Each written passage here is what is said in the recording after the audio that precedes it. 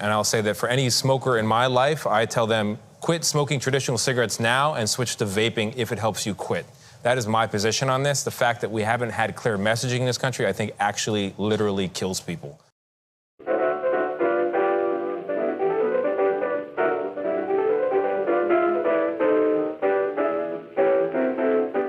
To confuse the public about science, to confuse scientists about science.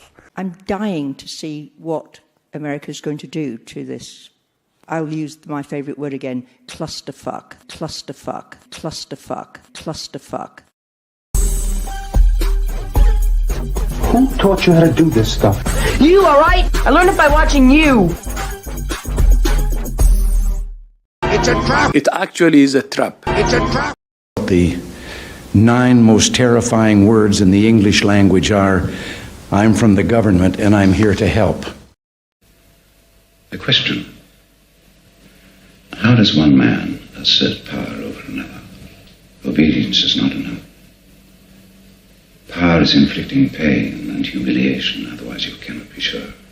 Power is tearing human minds apart and putting them together again in new shapes of your own choosing. Power is not a means, it is an end. All competing pleasures we will destroy. If you want a vision of the future, imagine a boot stamping on a human face forever.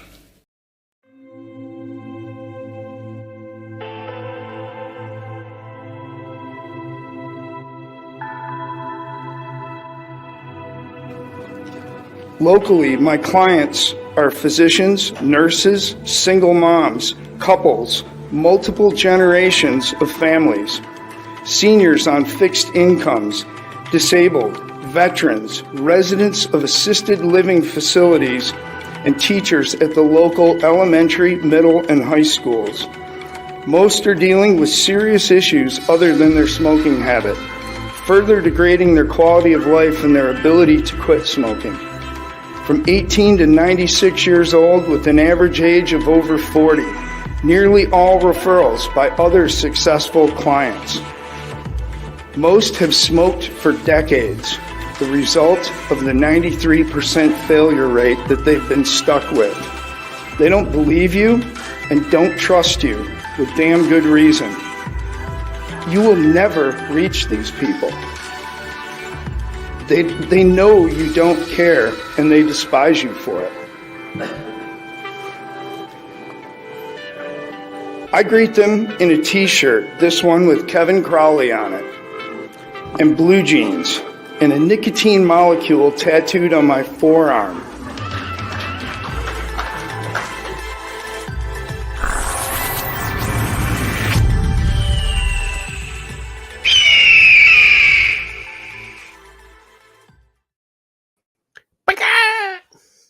So what's going on, people? It's Friday, and I'm sitting here twiddling with a little wire on a Dimitri tool. No, this is the fill tool, I think. Maybe considering rebuilding an atomizer sometime during this show. But anyway, how the hell are you? I'm going to put this down for now. It's Friday, and we're here doing our thing. Kevin is in the back room. I see that people are filing into the room. Continue to invite your friends to come say hello to us. But Michelle's here. Jason is here. Mallory's here.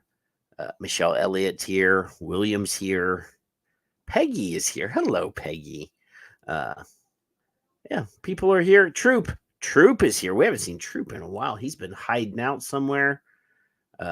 Wow. But, like I said, share it around. Tell everybody we're here. Hunky Vapes is here as well.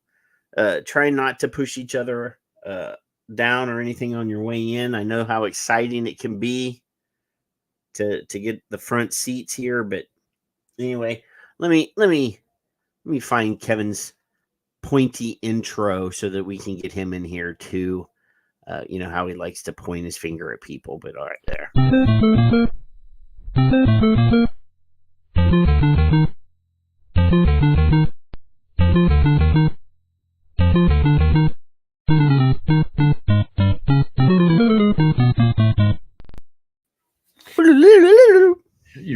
tobacco manufacturers if you create your own shit now.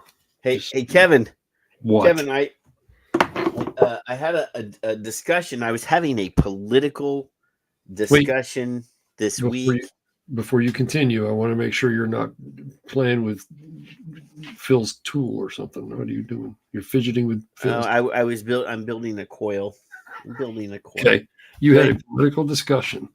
I was having a political discussion in regards to some nonsensical internet attorney people, people that have no actual experience or knowledge and probably aren't smart enough to actually read the actual bill in regards to the orangutan in chief or the ex-orangutan in chief and the Logan Act.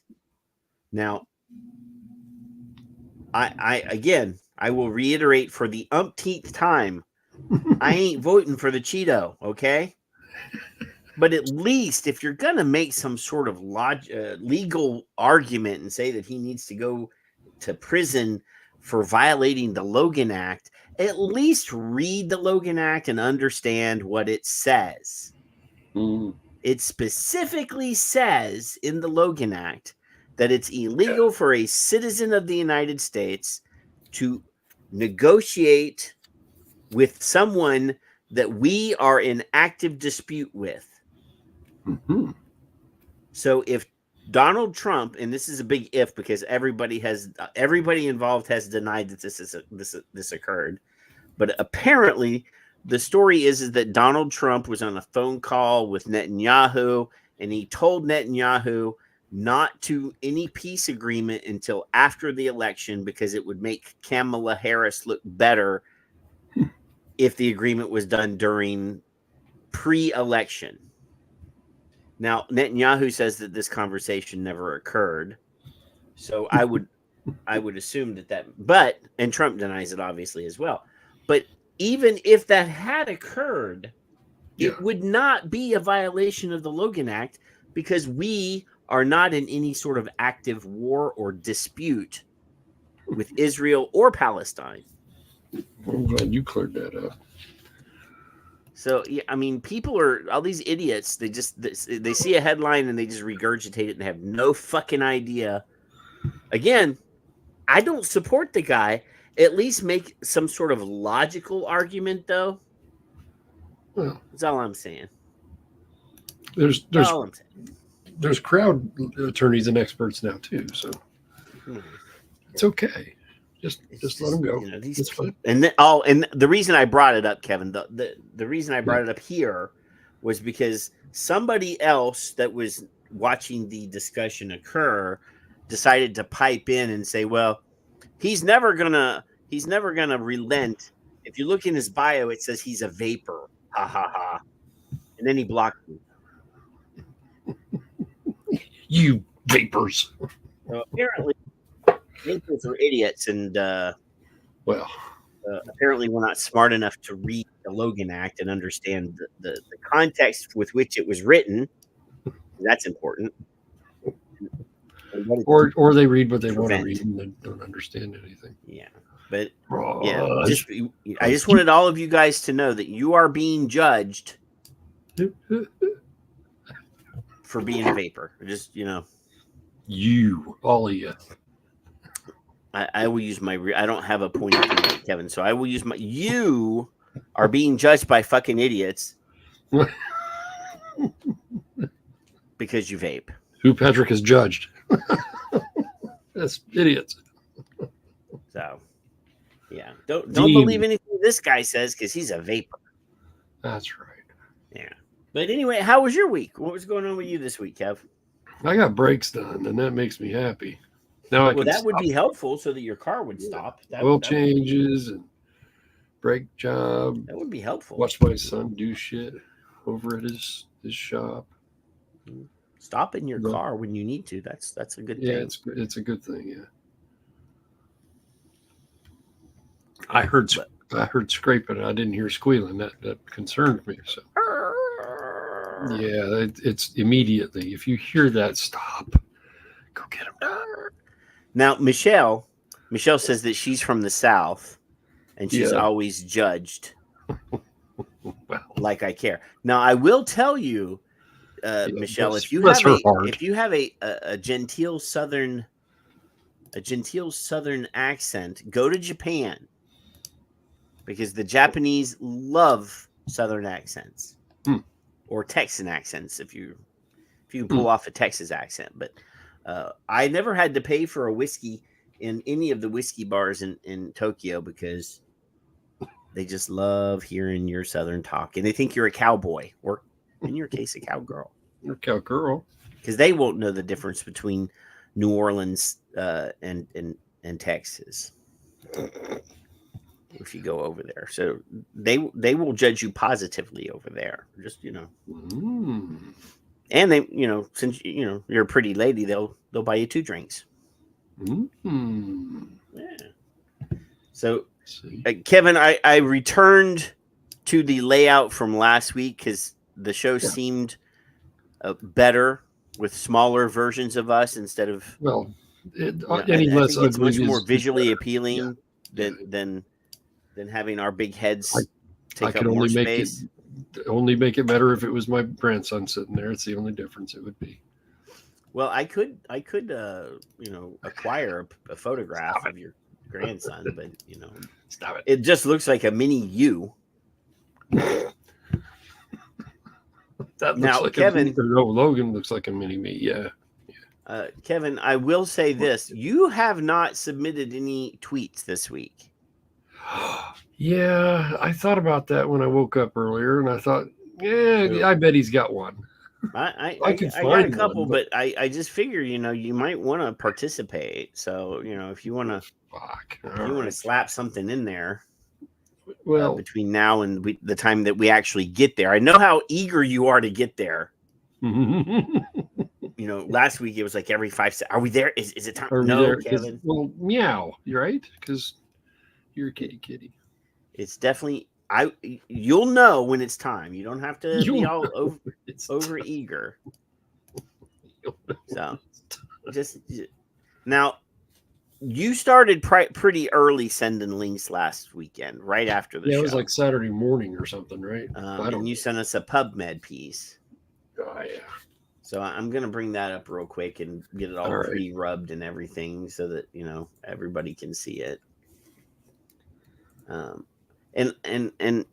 have noticed recently that I have a setting somewhere in the computer that's not right, because all of the text on my browser looks jagged. So if anyone knows how to smooth out to tell me where the setting is to smooth out the fonts, you just let me know. But otherwise, you're just going to look at jagged font on the share screen. I know there's a setting somewhere, but I'm not caring too much about it. So this is a study on the effect of indoor e-cigarette vaping restrictions on infant mortality, Kevin. Yeah. So now Michael Pesco is a friend of ours. Mm-hmm. We've conversed with him. We've when we offered to have him on the show, he couldn't come because he had just had a brand new kid. So he sent one of his Cameron. He sent one of his friends instead. But anywho, I'm just wondering, why did he? How is he conducting this story? Is he going out and handing e-cigarettes to infants to see, if they'll vape indoors, and whether, I don't know. Stop it. I don't get it.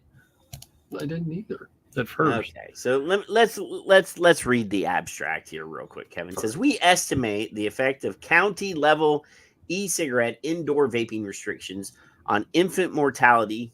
We estimate. Oh, they're just mortality using the United States birth certificates from 2010 to 2015. We estimate difference in difference models and find that e-cigarette indoor vaping restrictions increase infant mortality by 0.39 infants per 1,000 live births. So, if you have 1,001 babies born, they have to trim off 0.39%. or it's actually 12.9%. It's a third of a baby. These effects were disproportionately higher for infants born with younger mothers and in locations with higher baseline levels in prenatal smoking. Infant mortality increased by 34.1% between 100 days to 1 year after the restrictions were in place. Infant mortality due to infections and neoplasms were particularly elevated. Mm-hmm. So that's the whole thing, Kevin. That's it. That's it. So they're saying that indoor smoking bans increased infant mortality. Indoor vaping bans. Yeah, indoor vaping bans. Yeah. So are you arguing pro indoor vaping bans, Kevin?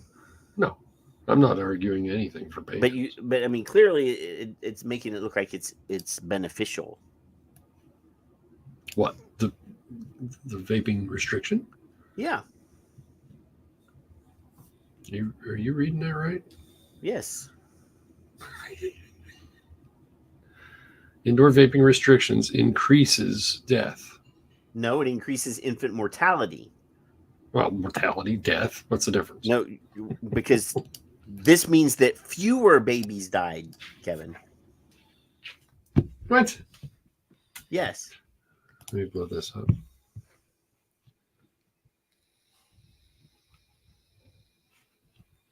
Increased. Okay, gotcha. See what I'm saying? So if it decreased infant mortality, then the babies would be dead. Would be more frequently dead. Yeah. Smoking bans are. Well, indoor vaping bans apparently somehow improve, the chances that babies won't die.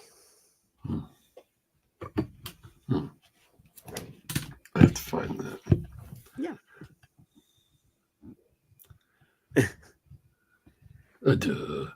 Duh. Yeah. A long week. Are you okay? Are No. you having brain farts over there, Kevin? Yes. Oh, okay. Did you have beans? No. I haven't had any in a while. I like those. Oh my God, it's too far down. See, the ones I'm going to get, the one I'm going to send you, you ain't going to like it anyway, so it doesn't matter. Mm-hmm. And I was going to do yours from earlier, which I assumed you're going to cover. So, well, there's a whole bunch, but yeah. Are you doing your one that you did today? Oh, the ones that I read. If I retweeted, it's on the list, Kev. Okay. Good. That's how that's one of the ways I can easily find them if the link's dead. Well, I made a smartass comment. Better get it. I can't find it. But here's another one that you sent. And it uses a different stock photo. So I'm always glad when we see newer stock photos. Yeah. It says Sacramento's teen nicotine crisis, battling vaping addiction. That's one of the tweets I was going to send, and I thought, no, I'm not going to send it. Well, you sent me the link to the article, so yeah. Now, Kevin, throughout the show tonight, you're going to hear different statistics about the number of kids in America that are vaping, different percentages. Yeah. So I want you to be on the alert for different articles or videos that we watch from this week. Everything is from this week, quoting different percentages from the same source. Okay. So because they always do. During her residency, Dr. Lena Vanderlist encouraged a young girl struggling to breathe with no signs of a typical respiratory illness. After several tests and examinations, the patient admitted that she had been using vapes, Kevin. Mm-hmm. Vanderlist remembers this is one of her first experiences dealing with a youth patient seeking care due to vape usage. Mm-hmm. And there's a quote. It took a long time for her to share that she had been vaping, she recalls. Now a practicing pediatrician at UC Davis Medical Center, Vanderlist, says that was initially seen as an issue for her colleagues in adult medicine has become an increasingly frequent concern in her own pediatric practice in Sacramento. Uh-huh. Yeah. Since the inception of e-cigarettes, the rise of new discrete cigarette alternatives like vapes and nicotine pouches complicates efforts to protect children's health. Addiction to these products is a challenge for those responsible for children. Nearly 1 in 2 U.S. youth have tried vaping once. Report current. What? Okay. Clearly, there's a comma missing here, Kevin. Clearly, 1 in 2 U.S. youth have tried vaping once. Report current use, according to the 2023 National Youth Tobacco Survey. See, there's some. That's a really clumsy sentence right there, Kevin. Tobacco control math. Well, it's just the fact that they have vaping once. Report current use is like that's not right. Correct. So anyway, in Sacramento, healthcare providers, researchers, and youth collaborate to tackle local usage and support teenagers struggling with nicotine addiction, Kevin. Dr. Vanderlist has witnessed firsthand the challenges teens face in seeking support to quit nicotine. She says some of her patients have expressed discomfort using school restrooms due to constant misuse and concerns about secondhand vape exposure. Now, Kevin, you and I and everybody else here knows that NRT products, the patches, the gums, the lozenges, all those products have been approved by the FDA for people 12 and over. 12 and up. Nicotrol says there are no known medical problems. Literally. That's what it says on their website. So my question is how are these kids struggling when they have a plethora of products to help them quit? They have options. Beyond belief options. Fruity flavored nicotine gum. Yeah. You have the patches, you have oral sprays, you have lozenges, all those products, and flavored products at that. So they should be child appealing and make it easier for children to quit. You'd think they would. Yeah. I mean, they're just trading one fruity flavored thing for a different fruity flavored But then it's a gateway, right? Because it's going to hurt their brains, right? So vaping is now a gateway to NRT? Well, that's what they're trying. I've often suggested that they go straight to the patch. Easy to hide. Nobody cares. Yeah. Here's a quote. A lot of my teens do say that they vape daily or socially. If they report that they don't, many discuss seeing it, she says. I had a patient who didn't feel comfortable using the restroom at school because there was so much vaping going on in the bathroom. I think it's rampant in the Sacramento high schools. California, Kevin, is one of those places that has the most restrictive rules about vaping, right? Aren't they banned? They had all sorts of like flavor bans and all so they got flavor bans. They've got bans, right? Yeah. So, well, I mean, I don't know what it sounds pretty much like guns. In the cities that have the most restrictive rules about guns, those are the ones that have the highest gun rate, crimes. Yeah. Yeah. So it's almost like when you tell somebody not to do something and make a law about it, it just makes them want to do it more. Well, yeah, of course. Yeah. I'm just hypothesizing here on the show in front of all these people, Kevin. This is could, might. Hey, the big smile man is in. Man, he's here. See, look, I have a new hat. You see my new hat, Kevin? Oh, it's got a smiley face made out of skeletons. What does that say? Chocolate is not a food group.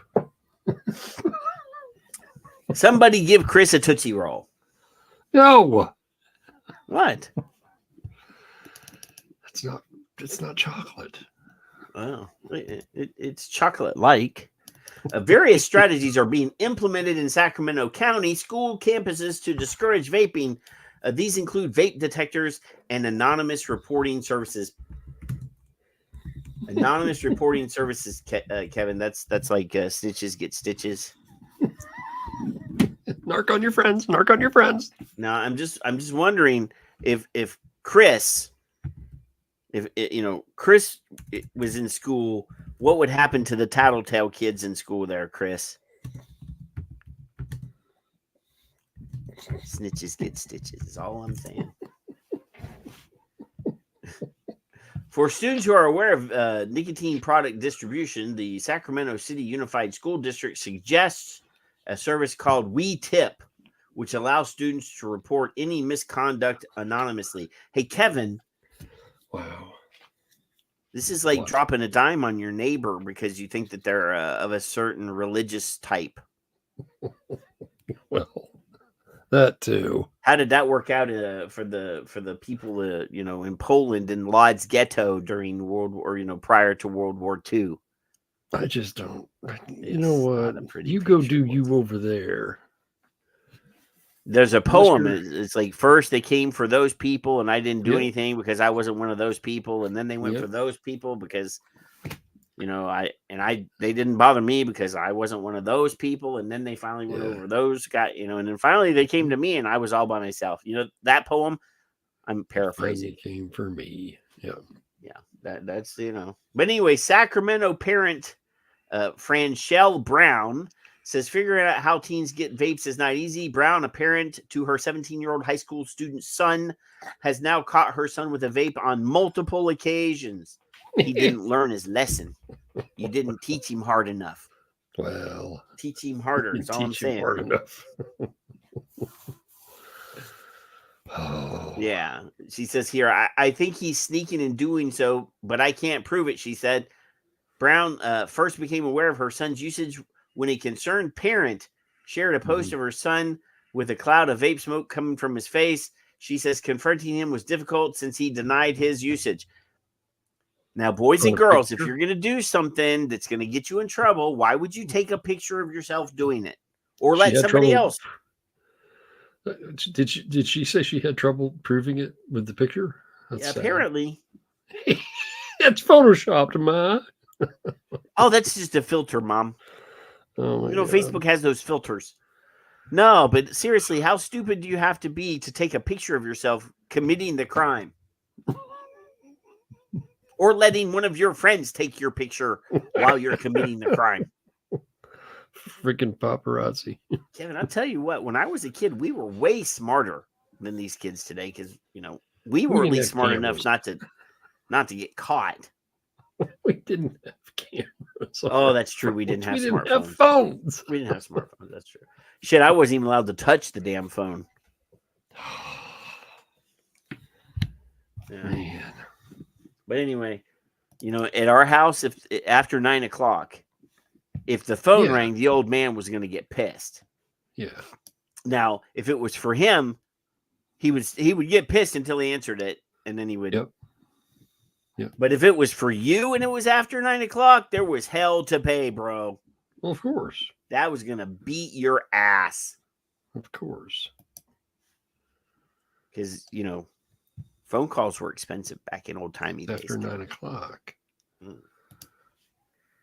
So it says here, since then, he has been sent home from school for suspected use on school grounds. And there's a quote here. I brought it up with his therapist. I brought it to his grandfather's attention, and I told anybody who would listen. He says it helps to keep him calm. How about that?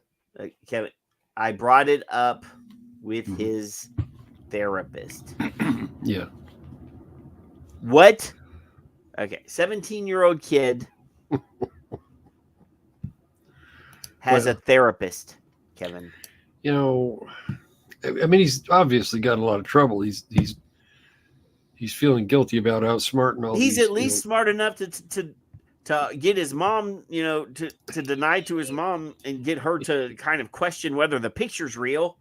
He's outsmarted the federal government, the state government, the local government, any and all nonprofit political front groups, and his parents and teachers. So, well, I mean, he's definitely that's a lot of pressure. Gavin Newsom here because he's getting illegal vapes in a state that you can't even get flavored vapes in. I mean, come on. Give him a little credit. He's under a lot of pressure. Well, I mean, I understand that. I mean, Kevin, you and I, and we know we have friends that have some issues and had issues when they were kids. So I can't pick on the kid too much for having a therapist. No.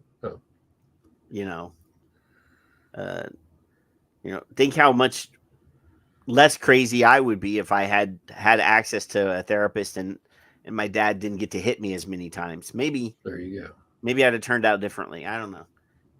Mm-hmm. So she says here, Brown continues to make efforts to curb his usage, but fears her son. No, Brown continues to make efforts to help curb his usage, but fears her son does not realize the addiction he could be developing. See, that's also a very clumsy sentence. She now monitors her son's activity more closely, but he has continued to figure out ways to obtain vapes without her knowledge. And the police's knowledge and the governor's knowledge, because they're illegal in California. Because you can't buy them. So, I mean, he's doing pretty good as far as I can tell. I'm proud of him. I really am. And, instead of worrying about his activities, I'd worry about his mental health. If he's, something's making him calmer. Well, I mean, if he's using the nicotine, Kevin, you and I and everybody else here are, we all know how it is therapeutic for many people. I like it. So if he is calm and he's not hurting anybody, that nicotine is helping him, Mom. You should probably keep that in the mind. harm. Take a pencil and a piece of paper and list the harms of nicotine and list the benefits of nicotine. And when you figure them out, you'll find that you'll be very surprised. That's all. Yeah. So I'm not going to read the rest of this. It's just silly. But here. Yeah, this is silly. I'm not going to read it. It's pretty damn long. But if you want to read the rest of it all by yourselves, boys and girls. It was a tweet that I was sort of condescending to the tweeter. The Twitter, the poster. Twitter, I don't know. Poster, I don't know. They're all dickheads. You know that. Elon had a poll up this week. Elon loves polls. And I'm not talking about the dirty kind that you guys are thinking about. I'm talking about POLLS, not yeah. Survey poll. And he asked people, did they prefer Twitter or X? And everybody posted that they liked X. Suck ups. So I'm just letting you know. You're not getting your wish of getting the name changed back, Kevin. I'm just I don't care. I still call it Twitter. I don't give a shit. I mean, Sonia says that Kevin likes polls too. Sonia, you're not supposed to tell. She's normally over in the Rumbles, but she came over to the YouTube just to slap you in the face, Kevin. Did you see that? Just to poke at me with a pole. That's the girl that you said is your sister. I'm just, Oh, man. It'll be all right. Well, I ain't scared. Not a bit. So here, this is from Sky News UK, Kevin. Oh. Father furious after daughter strip searched by police in front of a glass door.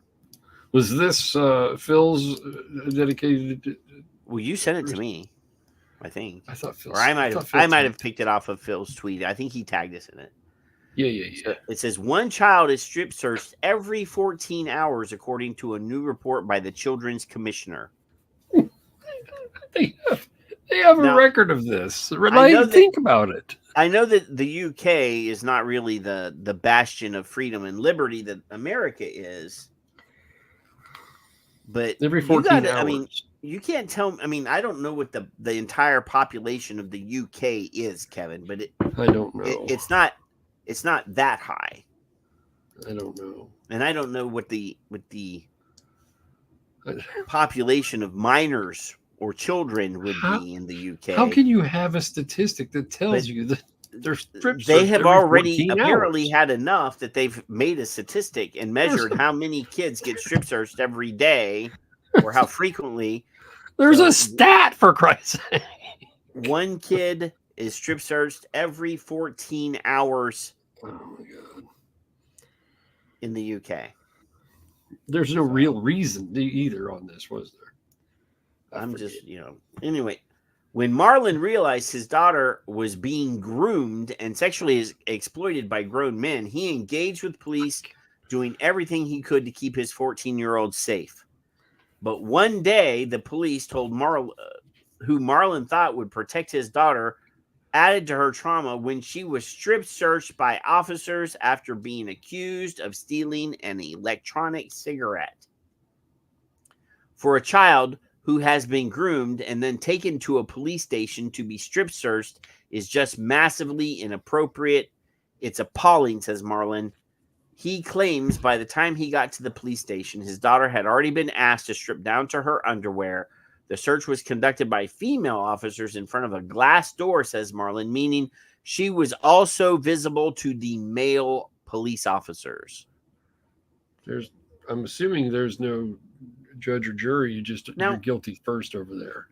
Now, William, see, he's in here slapping on priests again. When he damn well knows that school teachers assault children 1,000% more frequently than priests do. So the UK is recruiting teachers. And that's an actual statistic, by the way. 10%. 1,000% more frequently than priests. But for some reason, the priests get reported in the news way more frequently than the teachers do. It sells better. Yeah. Anywho, when I found out she'd been stripped and searched and was so distressed about it, I was furious. Of course, I would be furious too, Kevin. I'd be smacking some shit out of some cops. I'd be in prison. Yeah, Children shouldn't be stripped and searched at all. Ooh, that was Michael. Michael pinged us on that one. Well, sorry, Mike. The rodent's paying attention. It's a viewpoint echoed by campaigners who took to the streets in 2020 to protest after reports that a 15-year-old black girl was stripped and searched at school whilst on her period. Make what color she is. That is secondary to the fact that she was just essentially sexually assaulted and psychologically abused because she was on her period. God, I hate that. It was even more. I mean, it's embarrassing to be strip searched, but the amount of humiliation to being strip searched while you were having your, aunt visit, Aunt Flo come to visit for a week, that is even more terrifying. So, yeah. So it was the case of child Q when prompted the children's commissioner to conduct a report into the issue. So apparently this strip search young lady up here that was on her period is what caused the whole strip searching study to be conducted, Kevin. Data from the findings show that a child is strip searched every 14 hours, with police failing to record an appropriate adult is almost half. So without an attorney, without the parents, they just strip search. And who is the appropriate adult, though? Right. I mean, I want to know what the criteria for being an appropriate adult is. Is it a family? Yeah. Should it be the mom or dad present? And I know plenty of girls that would be pissed off and probably psychologically scarred if they had to strip search in front of their dad. Mm-hmm. So it should be the mom should be present, and they should hold the child in custody until the mom can come. Yeah.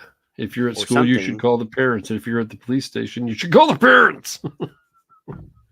Yeah. Mom or grandma should be in the there. report shows that there were 3,368 strip searches of children between 2018 and 2023 in England and Wales, with over 457 over the last 12 months of that period. Between July 22nd and June of 2023. An appropriate adult, usually a parent or guardian, could not be confirmed present in 39% of the searches, while none were present in 6% of the cases. Black children are 4 times more likely to be searched. A slight change from the period covering 2018 to 2022, when they were 6 times more likely. Unacceptable. This sounds like I'm pretty pissed off when it happens here, Kevin. But I mean, again, the population of the UK is so much smaller than the United States. I mean, this number is staggering for such a small island with so few people compared to other much larger countries. These damn cops in the UK are pervs. I get, well, after the story last week where I told the story 66 million. The police chief of London was going to go after anybody that tweeted or posted on social media anything that come at me, bro. Yeah. Dame Rochelle D'Souza, who commissioned the report, says the figures are still deeply concerning. Still, yeah. 66 million people, Kevin. That's what it says. That's a lot of people for such a small landmass. I mean, how do they not sink? It's I thought it was like Texas. Oh no, it's not nearly as big as Texas. Holy shit! Like Texas. That's a lot of damn people.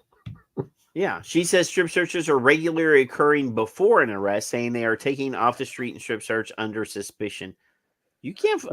My ass. How do you? Cop comes to me and says, "I want your ID. You better fucking be putting cuffs on me before I even offer you my ID." I mean, unless you tell me what crime I'm being arrested for, suspicion isn't the crime. ID and me ain't happening, buddy. I mean, my face is all over the place. Everybody knows who I am, Kevin. They're not going to ask for my ID. Given the Metropolitan Police has halved the amount of strip searches it conducts, Dame Rochelle says other forces can do the same. It shows that if a police commissioner decides to do it, they can make a difference here. Yeah. Wow. Lynn Frusher works as an appropriate adult, supporting children in custody whose parents are not present. In more than a decade in her role, she says she has seen hundreds of strip searches conducted. Here's a quote. "These are children. The criminal age of responsibility is 10. 10 years old, Kevin."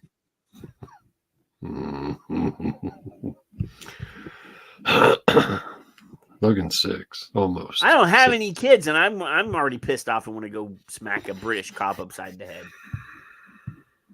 I would never do an American cop that way, but British cop, they don't have guns. That's right. To be put into that situation without somebody there to support you and make sure things are done correctly when you don't know what the correct procedure is invaluable. You must have an appropriate adult there, she adds. There's no advocates for these kids. Well, that's what this appropriate adult is, apparently. The pissed off parents are the ones that have to come too late. Is that what we're at now? It's the same thing here. Well, we strip searched them. Yeah, well, that's okay because the law says that we can do that. Jason is correct. I do not have any kids that I know of. Yeah. I only have 2 that I know of. Only 2 that I count, or only none that I count. And I don't like those 2 some days. Yeah. But I digress. I don't understand how doing it and then going, oops, is acceptable to the. Oh, my bad. Go ahead and spit out that disgusting to the community. I don't understand that. Yeah. What the hell? I haven't seen one parent that vapes, parents versus vape, or whatever the fuck those crazy gaggle of Karens are. They've not gone to one court hearing for any of this. No funerals, nothing. Oh no! I all of these people that are spreading the nonsense and fear. Nothing. Their weird ass assault on children, cases. Yeah. It's their fear mongering that has drummed up everybody's caused everything to happen. Anyway, it's all fun and games till somebody gets strip searched. Idiots. But anyway, here's a video about kids vaping, Kevin. Let's talk about some technology in our schools. There's the kind that some students carry around in their backpacks and pockets, of course, but we're not talking about phones or laptops. We're talking about vapes. The CDC reports that 10% of high school students use 10%, Kevin.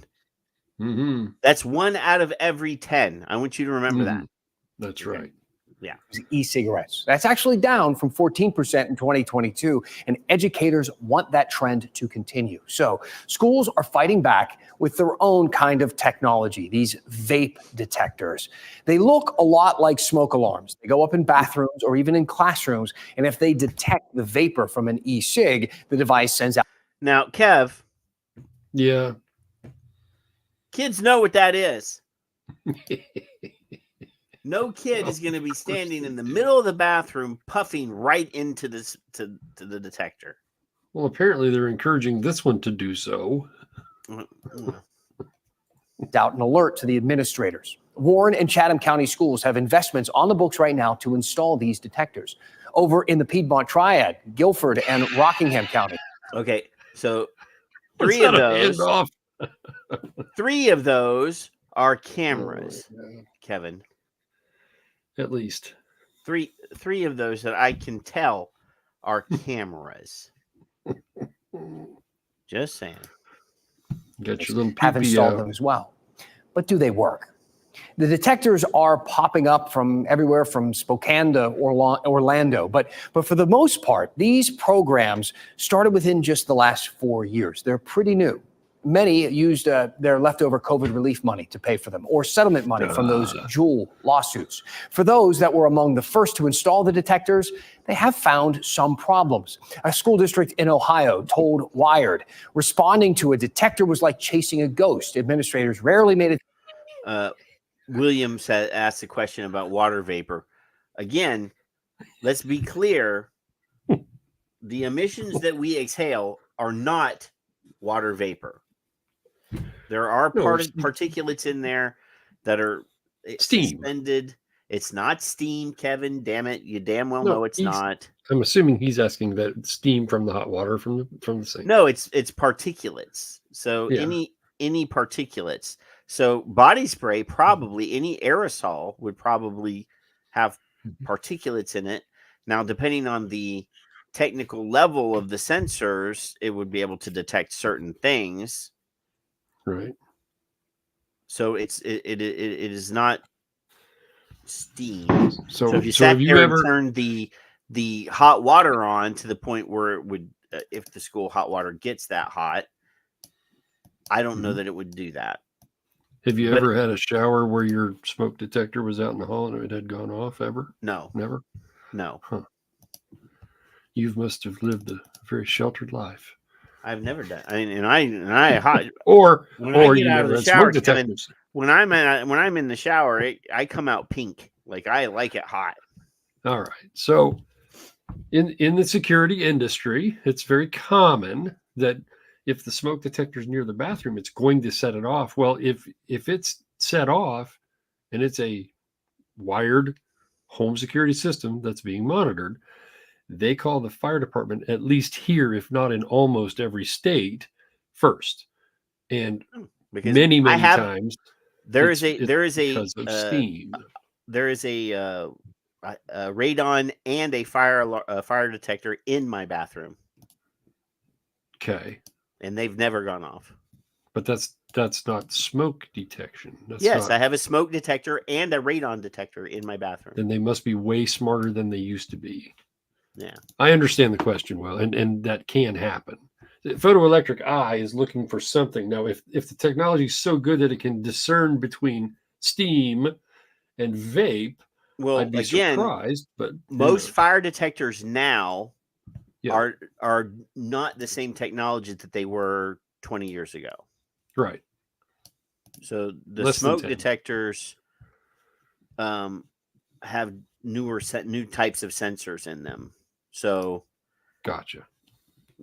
I know for a fact that that doesn't work. But the ones that we have, for example, in the nursing home, I had a patient one time stick an Eggo waffle in the microwave. Yep. And accidentally hit 20 minutes instead of 2 minutes. Now, there was no smoke at all. Right.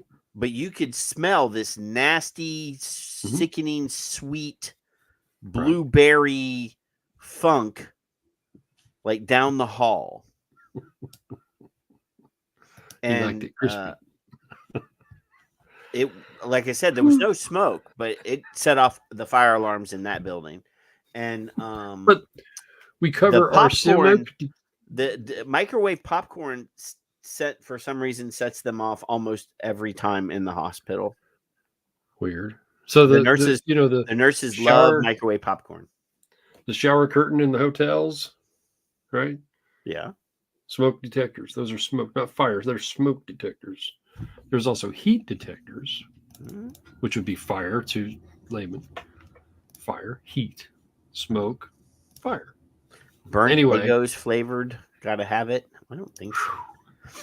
Oh, so Kevin, I sent Steve 5 bottles of my green stuff. I sent him 500 milliliters of my green stuff to play test or beta test my green stuff. Is he alive? Is he okay? He's been vaping it and hasn't died yet. You're a tobacco manufacturer now, Well, I didn't charge him anything for it. Just so you know. No, that doesn't matter. Doesn't matter. Yeah. But yeah, let's keep going with this detector thing. FDA to the bathroom in time to catch the students in the act. Others reported students finding pretty ingenious ways to outsmart these Jason, detectors. Not Steve. Jason. No. Send them to Jason, not Steve. Sorry, Steve. Using essentially what they learn in science class. They would blow the vapor into a flushing toilet, and the vacuum sucks the aerosol down into the pipes. The CEO of the company that makes vape detectors. Well, and that's the other thing is that vape emissions, if you blow them onto water, because they, VG and VG like water, they will float around. Like if you ever see videos of people that have like a beer or whatever, and they'll blow their vape into their glass, and it sort of hangs out in the glass. Yeah, the moisture loves. Yeah, responded saying, "There's no sensing that could ever change the laws of physics." I guess at least the kids were listening in class. Districts could also try what Nash County is doing. There's a new grant there that's helping them to implement educational programs to increase awareness about the dangers of vaping. At least 5 other school districts in our area, including Wake County, have similar campaigns. So will these work? We don't know. Those programs are pretty new as well. This is the kind of topic, though, we love to discuss in depth. So please send me your thoughts to dan@WRAL.com. Maybe you have some questions about this. If you have any questions, send them to Dan. Peggy says that I cannot be a manufacturer. Oh my God. Well, the FDA said if you make, sell, I don't know what they said. It was funny. Whatever it was. I had a word I was going to ask you about, and I forgot. Damn it. These people are being outsmarted by children again, who are brain damaged children now. Remind everybody. Brain damaged, Kevin. So, Dr. Michael Siegel, Kevin. Yes. Right. Dr. Michael Siegel has released a statement. It's not an article, a blog on his website here, Kevin. Yeah.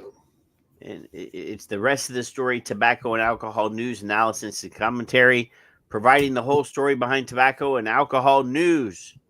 Yeah. Dr. Michael Siegel. Did you send this to me, or did I find this? I can't remember. I sent it to you. I was actually surprised to see. I'm gonna put what the FDA's tweet was today. Right there. Not the tweet, just their wording. I hadn't seen anything that I can recall offhand from Dr. Siegel in quite some time, and I was kind of stunned that he had done this. I'm glad. I miss his fodder. It says here, the new data show that e-cigarettes are saving lives and debunk claims by opponents that vaping is a gateway to smoking. The claim by opponents of e-cigarettes that vaping is a gateway to smoking and will increase the long-term hazards of tobacco product use have now been completely debunked by longitudinal trend data demonstrating that the truth is the exact opposite. The results of a Gallup poll conducted last month revealed that adult smoking prevalence has reached an all-time low of 11%, and that the decline in smoking has been driven largely by a dramatic drop in smoking among young adults. The prevalence of smoking among young adults 18 to 29 was only 6%. Kevin, that's close to the zero there. Undetectable levels now, I think. Really, because 5% is the smoke-free number, Kevin. Zero is not achievable, so they raised the bar to 5%. Yeah. So here's the rest of the story. What caused this dramatic decline in smoking among young adults and especially young adults? The data suggests that the use of electronic cigarettes is the primary reason for the dramatic declines in smoking observed over the past few years. The amount of decline in smoking prevalence is very similar to the increase in e-cigarette use. Among adults, approximately 7% report vaping in the past week. Among young adults, approximately 18% reported vaping in the past week. So, Kevin. What? So again, here's that trend line. Smoking is down, and the increase of vaping is exactly the same angle, but up. Right? Mm-hmm. Yes. Yeah. So that's a clear correlation, Kevin. Mm-hmm. Yeah. Huh. Criminal correlation there. Don't understand. Criminals. You're calling us all criminals, Kevin. Why would you do that? When's the there's so many fucking different surveys that they like to renumber and rebrand and restate and mix everybody up with. The latest one from the CDC is not out yet. And I noticed that their last one was November. The data 23. that they have selectively chosen to release is out. But they're just not giving us the whole data set. Right. It was dated 2023. So that was, I'm assuming 2023's numbers. Well, yeah, because they can't have 2024's numbers because 2024 ain't over with yet. Right. I don't know when they do the survey. Anyway, well, sometime during 2024. Sometime in, around here. Yeah. When they feel like it, when they get their narrative written down. These data, see, I don't like it when they use data in the plural like that.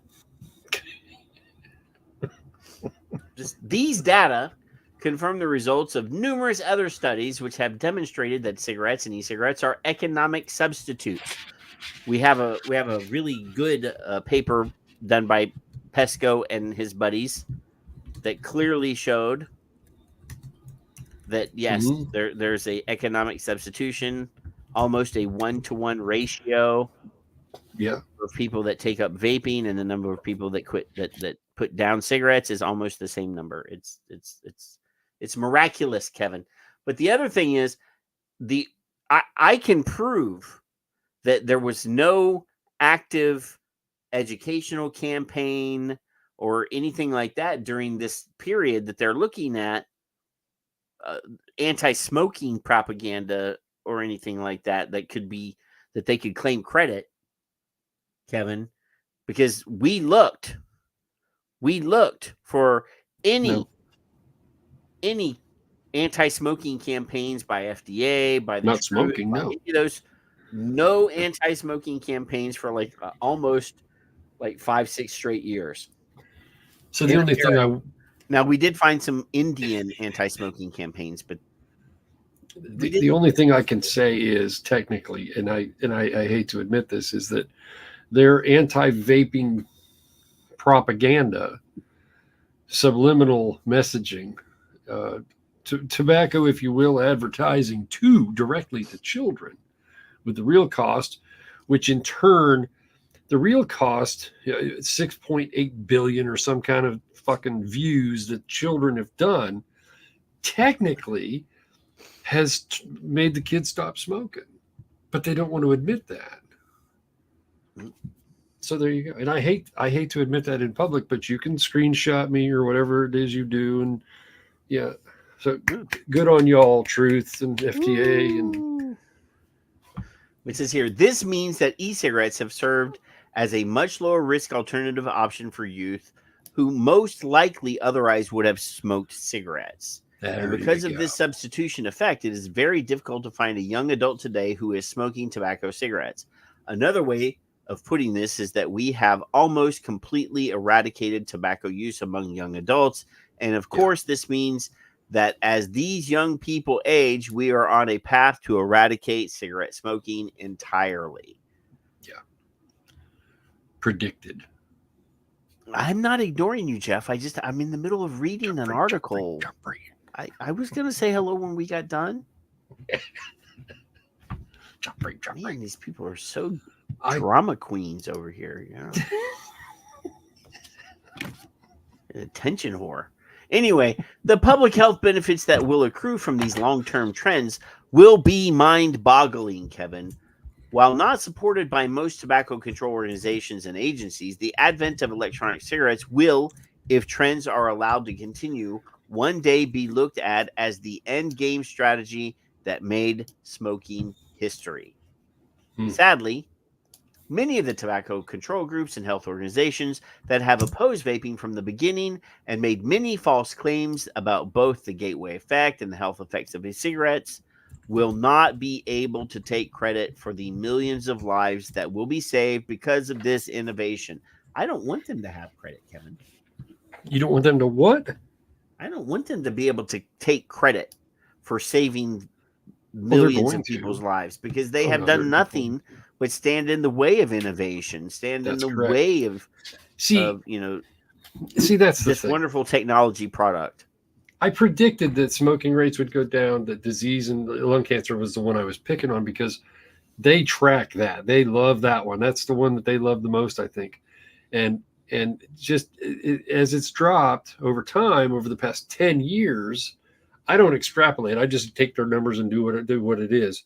And it's dropped considerably. Now, I also predicted that they would take the credit for this. But listen to me, kids.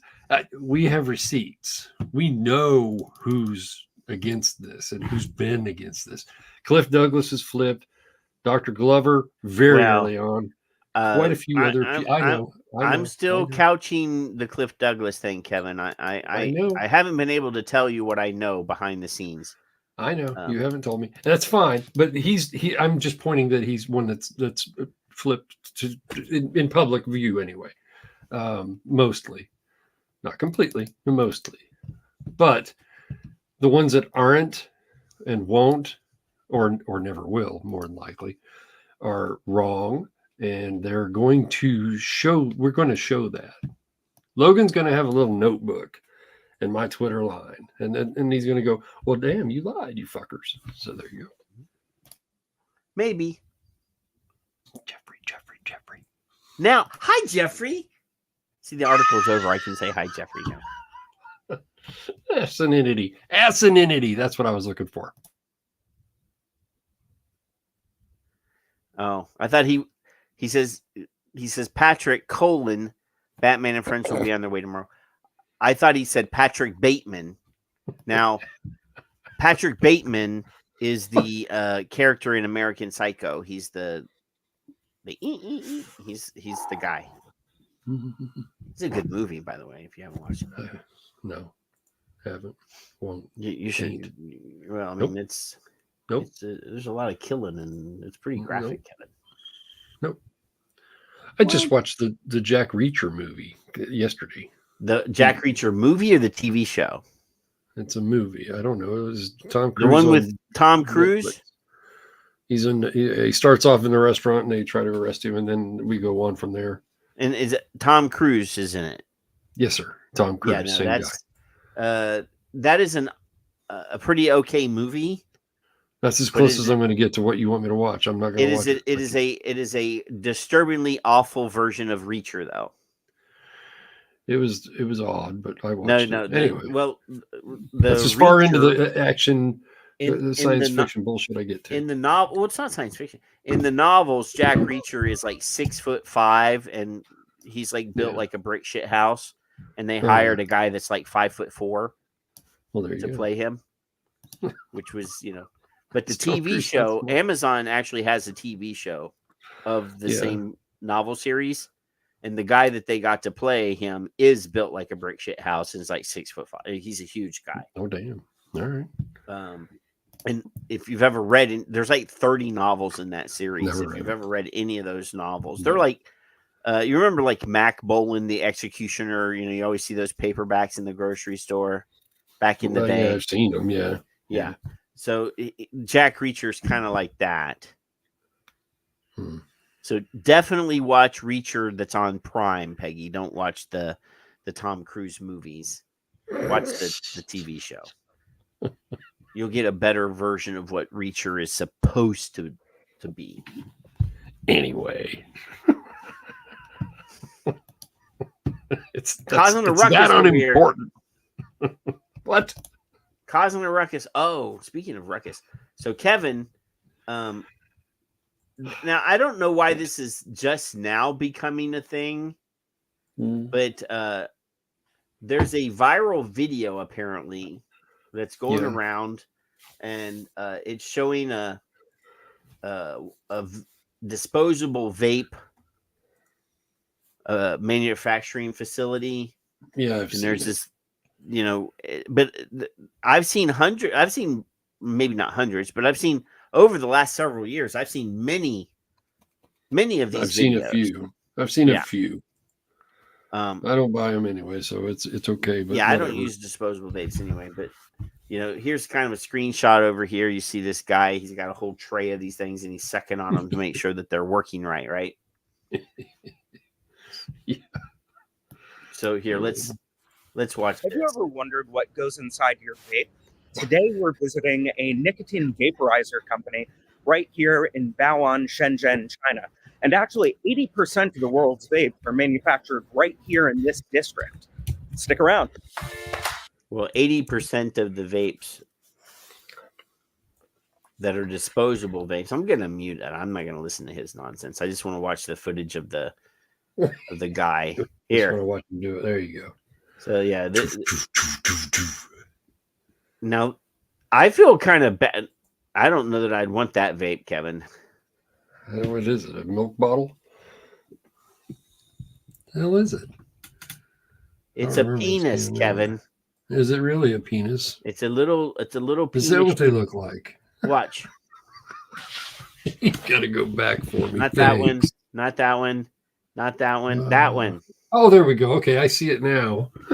It does kind of look like glance, doesn't it? Yeah. Yeah. Okay. Just checking. I don't think I want that one, but you see that somebody send Patrick one. He wants one. And Peggy's like, it really is. Now she's gonna call her contacts and tell me and order a case of those.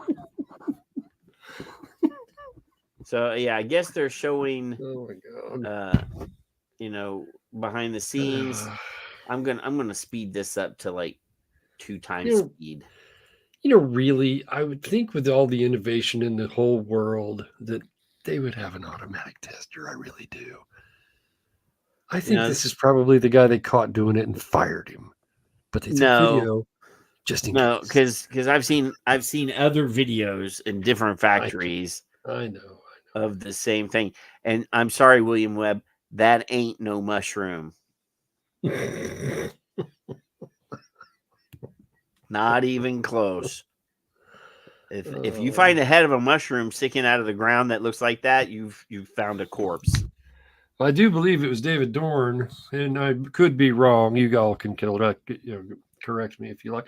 I believe he called this a penis, personal inhalant. No, personal electronic nicotine. Yeah. Inhaling device or inhaling system. System. penis. It's a penis. So yeah, so there, there you go. You saw the video. This is a guy. He went to Shenzhen. I don't know why, but anyway, here let's read it. A viral video of a major disposable vape distributor staff remember testing products with his mouth has caused a stir over hygiene practices. A YouTube video by Machina gives us a peek behind the scenes at top disposable vape factories in China's Baoan, Shenzhen. Were a massive 80% of the world's disposable vapes are made. Shocking video. Do they really test every single vape by mouth? Shows every step in production line. Turns out the answer is a big yes. So at least I hope he brushes his teeth and gargles with some mouthwash. But I mean, that seems like a more hygienic way to test it. Put it on that little platform thing there that causes it to puff. I don't know. That's what I was thinking, but who knows? But it says yes, that they're all being tested at the end of the line too. So yeah, and that guy's putting juice in them. He's juicing them up. Well, no, I guess he's not. I guess they're testing them. That's the suction tester. You think they'd have more than that, but all right.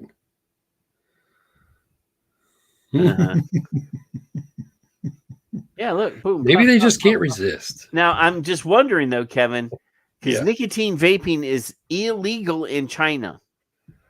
All I know is it looks weird. Jeffrey's saying Chinese people testing these vapes with their mouths, and these are all, I'm assuming, nicotine salt devices.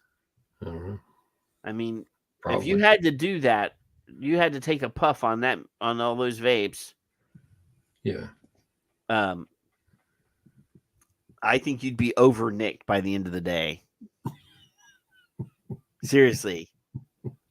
I'm just saying. I'm just wondering. I mean, tolerance wise, I would nicotine salts, if they're 60 milligram per milliliter, 50. He's probably got I would have a massive nicotine headache at the end. He probably has nicotine patches to come off the high for the day at the end of the day. I don't know. Who knows?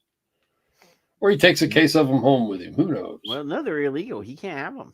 Each vape goes through a bunch of tests, including being puffed on by a factory worker before they hit the shelves. As the host explains, with the creation of so many vapes with different flavor sizes and shapes, it's not profitable for factories to build machines to test each and every variation. You think that they would know what they're doing, and I would automation would take over, but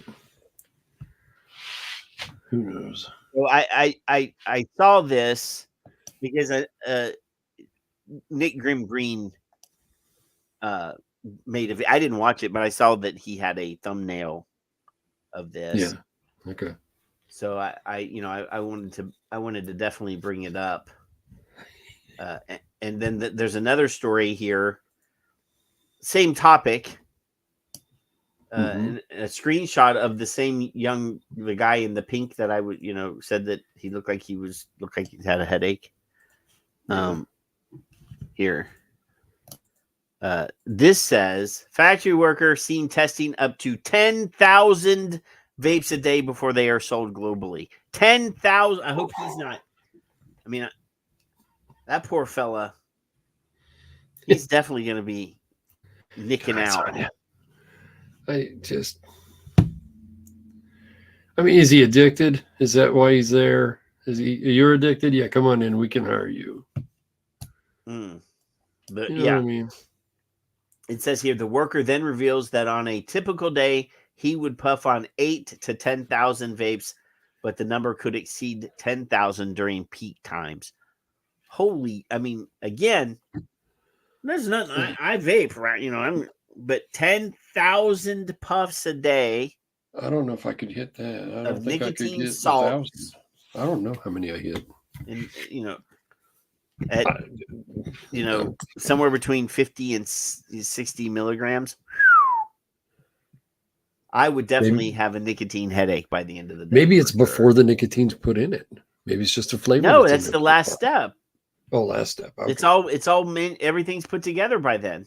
Well, according to the public health research that I've read, he should be dead. Well, He's probably knocking over a convenience store at the end of the day. And Phil, if you're listening, you'll appreciate this. That's probably the equivalent of 8,700, 460,000 gazillion cigarettes. Well, he's definitely got a tremendous heroin addict too. You know. Oh. Yeah. So now we got a couple video PSAs from Florida public schools, Kevin. Oh, thank goodness. Is it more bullying? Remember the bullying? That was fun. No, this is not the bullying. This is but they have the school district of Lee County has put a little effort into. I think that's the same county. A couple PSAs here. Let's see. You think that's the same? 1 in 5 high school students. 1 in 5, Kevin. Oh, now it's 1 in 5. Yeah, that's what that was. You know, not in Florida. This is just a general fucktard statement. No, 1 in 5 high school students vapes. She didn't say 1 in 5 Florida high school student vapes. Right. In the U.S. vapes, vaping can. No, she specifically said in the U.S. Let's go back. This is That's a lie. U.S. vapes. Yep. Vaping can stain your teeth and cause long-term damage to your lungs, making breathing, sleeping, talking. Oh, she's clutching her chest, Kevin. Patrick, if you had a list of things that you wanted to tell somebody that was bad, wouldn't you think staining your teeth would be like not even involved when you have, you're going to die, your lungs, heart. If there, go ahead. And playing sports harder and painful. We want to live our best lives, and that means staying vape-free. Join us and breathe easy. Stay vape-free. So the CDC says 1 in 10. Then they say now this video says 1 in 5. I specifically everybody's confused. Earlier, I wanted you to remember that. So let's see. 10. PSA 2 loaded and ready to go here, Kevin. PSA 2. These Floridians, Kevin. I love my Floridians though. You know that in Florida, it's illegal for minors to possess vape products? If you're caught, you could face fines and community service. Aside from legal consequences, vaping is harmful to your health. It can damage your lungs, making it hard to breathe and perform daily activities. Now, that is verbatim off of the first video. This is Dare 2.0. Parents, it's important to talk to you. Look how serious that dad is. He's looking talk at his with kid. Fuckhead. Look, at least he's down on his level. He got down on the kid's level. He is. He's got a concerned hand on the kid's leg. I hope that's really his kid. That would be, we'll strip search you soon, boy. He doesn't look angry. But he is making eye contact. He looks concerned. Yeah. I'm not so angry about the body language here. He's doing his part to make it look like he cares. To your kids about the legal risks and health dangers of vaping. Let's work together to keep our children safe and healthy. Join us and breathe easy. Stay vape-free. So they don't say anything about where they get them. They don't say how they get them. They don't care. It's still these are Florida kids. They know how to break the law in Florida. I'm telling you, you damn kids. It's that spring break thing probably that's causing all this. I don't know. Definitely. Them little shits.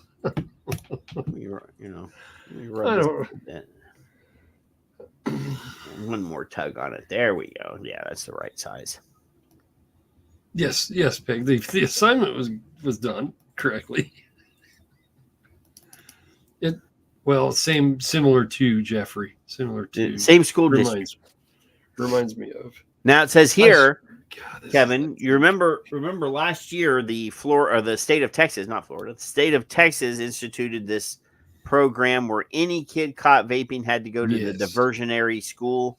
Yes. Now it says here, San Antonio Independent School District, ISD is independent school, opts out of the state mandated punishment for vapes and THC cartridges, Kevin. Well, okay. I'm confused, but all right. So it says here, trustees for the San Antonio Independent School District voted unanimously Monday to claim an exemption from a 2023 law or state law that mandates punishments for students caught with vapes or THC cartridges. Peggy, you need to stay one little bit longer. We're almost there. Stop pressuring her. Under the law, students who use or possess e-cigarettes must be removed from class and placed in an alternative school. Students who use or possess THC face the same automatic punishment. Now, shouldn't the punishment for THC be just a smidge more serious than? I would think so, but I guess not.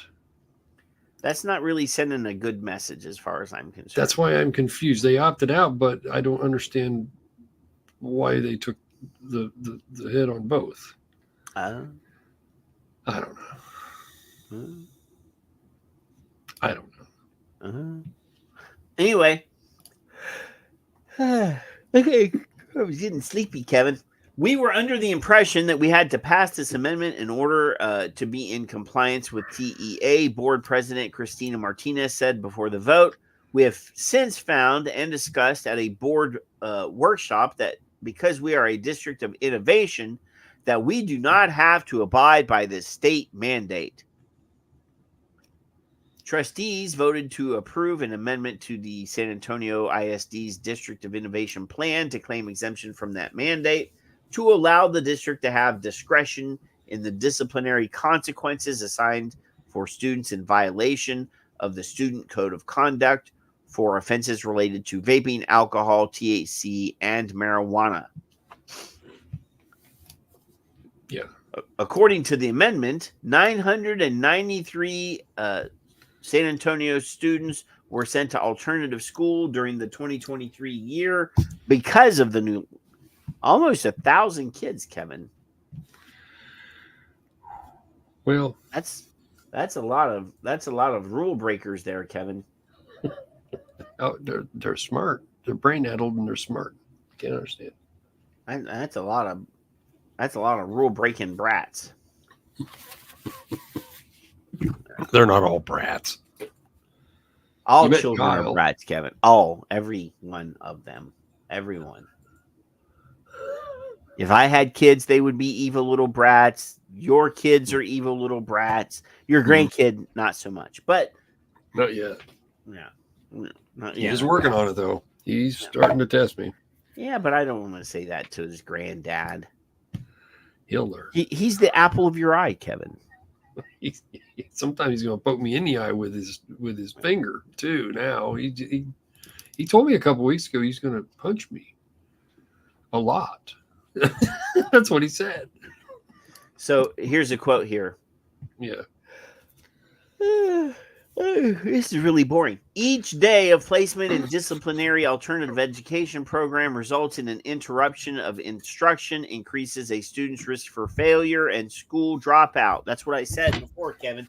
If you put kids that are, vaping, and that's their only bad activity, and you put them in the same class with the hardened thugs, you're going to turn them into hardened thugs. But yeah, so that's due to research by the University of Texas at Austin, by the way. An earlier version of the Texas Education Code also required students to be sent to alternative school for the use and possession of alcohol. San Antonio has also requested an exemption from that policy. Okay. So, all right. Well, shit, they're just letting them do anything they want now, Kevin. What did Bender say? It'll be anarchy. Everybody will get up. We'll all get up. Just yeah. I wonder what the what the punishment will be now if a kid brings a knife to school and stabs a student. Well, they'll probably just smack him on the back of the wrist and send him on his way. I don't know. I mean, bringing booze to school, bringing pot to school, smoking in school.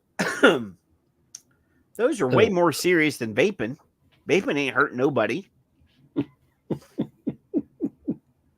Yeah. Well, so, but hey, at least, they're just going to give these kids a hug and send them on their way, Kevin. Well, I don't know. Kids are soft. What are you over there sounding like Schmedley the dog over there? I did see a gentleman at the unnamed famous oil change place my son works at, and he's got a green pot leaf shirt on, and he's probably in his 60s. Could have been possibly older. I said, I like that shirt. So he said, you want to see a picture of my plants? And he shows me a picture on his phone. I said, how old a man are you? He said, 67. I said, you been in Huber all your life? He said, yeah, I used to run drugs up and down to Florida. I said, here to Huber? He said, yeah. I said, I probably smoked some of your pot. He said, you probably did. And then I had him school my son, because your son won't believe you anyway, but he'll believe somebody with a pot shirt on. So him and my son had like a 3-minute conversation, and I thought it was funny. So there you go. Yeah. But hey, Kev. Tickety talk. The mouse ran up the clock. Do you know what time it is? The cat went and got the mouse. Let's go. It's time for the Vape Cats X of the Week. Here, kitty. I just sent you one. I know. I have it here. Don't worry. I got your back. Even though it's one from you. That's a point. Not because of me. You're giving yourself the tweet of the week, You wouldn't have liked the one I did. So just watch this young lady here real quick. All right, so this is from Dr. Truth. Without freedom of speech, we are nothing. Mm-hmm. I'm here to inform, post facts, opinions, mystery, satire, and some comedy. That sounds like my disclaimer. Yeah. Does nicotine actually have health benefits? ? Well, there's a picture or video here of a mature-looking young lady. Let's see what she has to say. I can't believe we don't know this yet, but we don't. Here are 6 neurodegenerative diseases that have been studied to have benefits from the use of nicotine. First up is multiple sclerosis. Nicotine has been shown to decrease further demyelination of the nerve sheath, thereby preventing further degeneration in the disease process, and it also protects what is remaining. Next up is Parkinson's disease.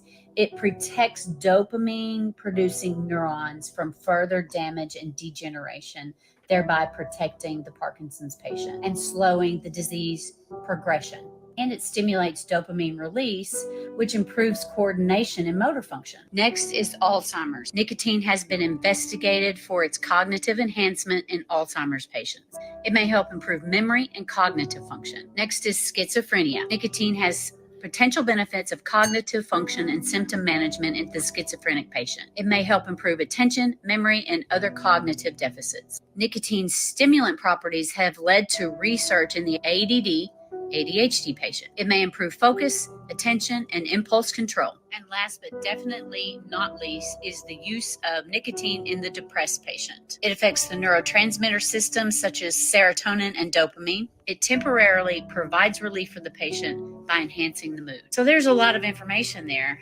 Why haven't we been learning about this? I don't condone cigarette smoking. There's over 500 toxic chemicals, especially pyrazines, that they put in these cigarettes that makes them addictive. It is those compounds that are the addictive properties, not the nicotine. If you would like more information like this, then hit that follow button. I've been banned from TikTok for whatever reason, so I can't follow that. But how did that happen, Patrick? I don't understand. How did she figure all that out?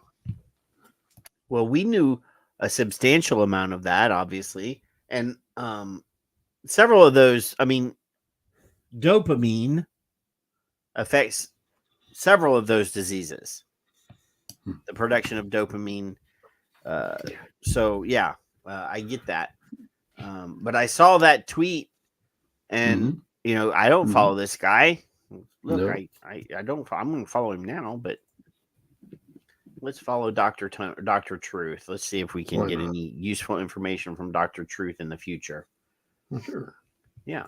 So this then, was well thought out enough to be well thought out enough and articulate. She was articulate about it. So I'm assuming she may have been reading it, but still, it seems like she's smart enough to figure it out. Yeah. Anyway, so that was a pretty good. That was a pretty good one. I retweeted that one.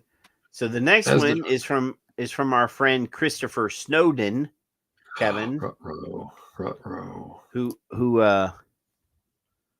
retweeted this article here, a revealing article in which it dawns on the writer that it's okay for people to do things that she doesn't want to do. Wow.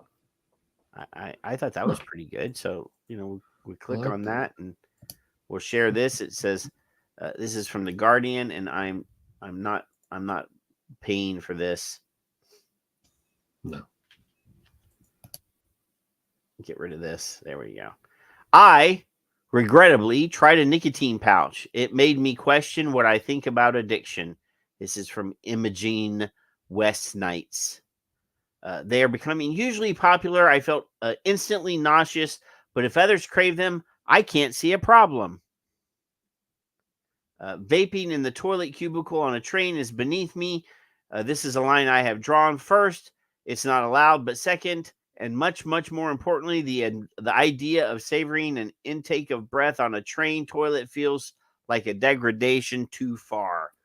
Worse still, I've always been plagued by images of a smoke detector going off and the arcane mechanism of the train toilet door somehow opening to reveal me there to my fellow passengers, wreathed in a cloud of my own shame. Oh. I am pathetically addicted to my vape. I am not proud of this, but it is what it is. Or more accurately, it dawned on me as I walked into W.H. Smith at Austin Station a few weeks ago. I am pathetically addicted to nicotine. There's nothing pathetic about that.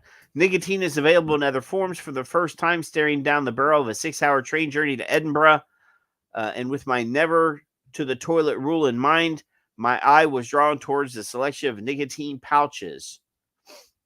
You've probably seen these around, hockey puck-sized plastic packets in bright colors behind the... I'm holding one up. Look, I have one. Contain little sachets for tucking under your gum, where they funnel nicotine into your bloodstream. They have skyrocketed in popularity in recent times. The leading brand in the U.S., Zyn, reported a 62% increase in sales in 2023 compared to 2022. British American Tobacco UK estimates that there could be more than 2 million regular users of the pouches in the UK by 2026. What companies like Nordic Spirit when companies like Nordic Spirit started marketing their nicotine pouches in the UK about 5 years ago, I noticed the adverts on the side of buses and shook my head. There was no way those things could take off here, I thought, primarily because they're disgusting. Why are they disgusting? That's her opinion. Yeah. I knew them I knew them well then, but I knew them by the name of snus. No, snus is a different thing. Yeah, and I have my coffee flavored Zyn right here. These are not the same thing. Similar form factor, different product. But anyway, I lived in Sweden for a while, where the consumption of these nicotine pouches, which unlike the products in Britain contain tobacco, is a national pastime. I knew someone who, for a time, was so addicted they slept with one tucked under their lip. That's a little too far. I was warned by Swedish friends that they are usually make first-timers feel ill, so I decided not to partake.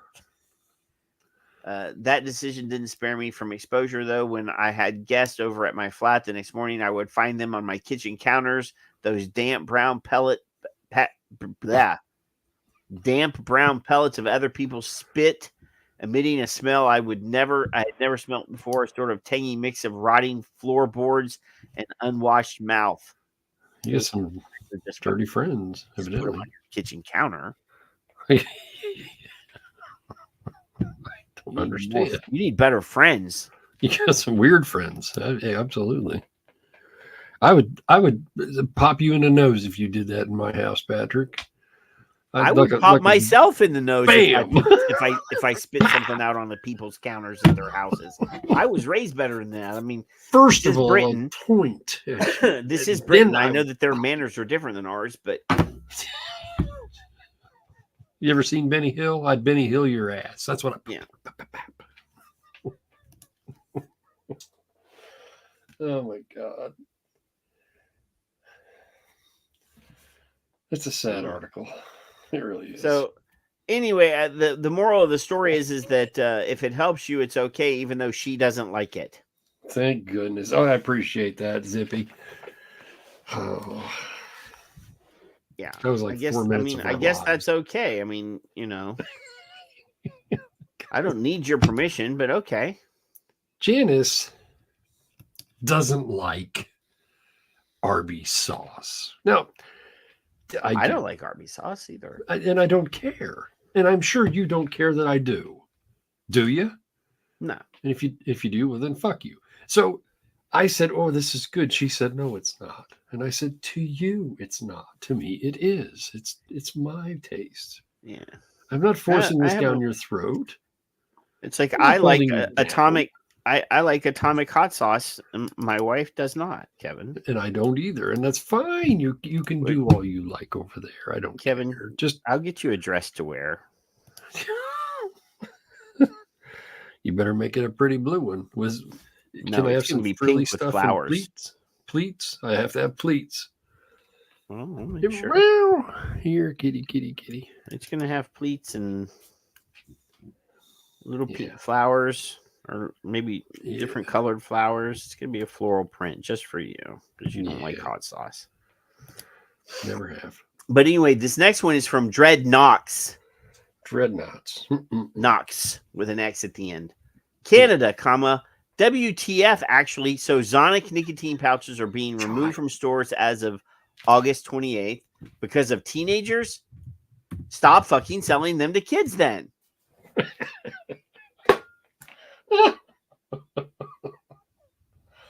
Stop advertising them too. You sure don't ban liquor or weed or cigarettes for that matter. Anything fun to be banned. Frig off, Barb.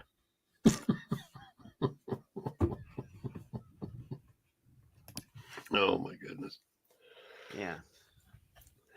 And then we have Dustin Walper. Says these pouches are the reason why young people in Sweden overwhelmingly don't smoke tobacco, and they're not linked to cancer. It's like they look at every policy issue and think, how can we do precisely the wrong thing here? It says Canada banning sales of flavored nicotine pouches in convenience stores, gas stations.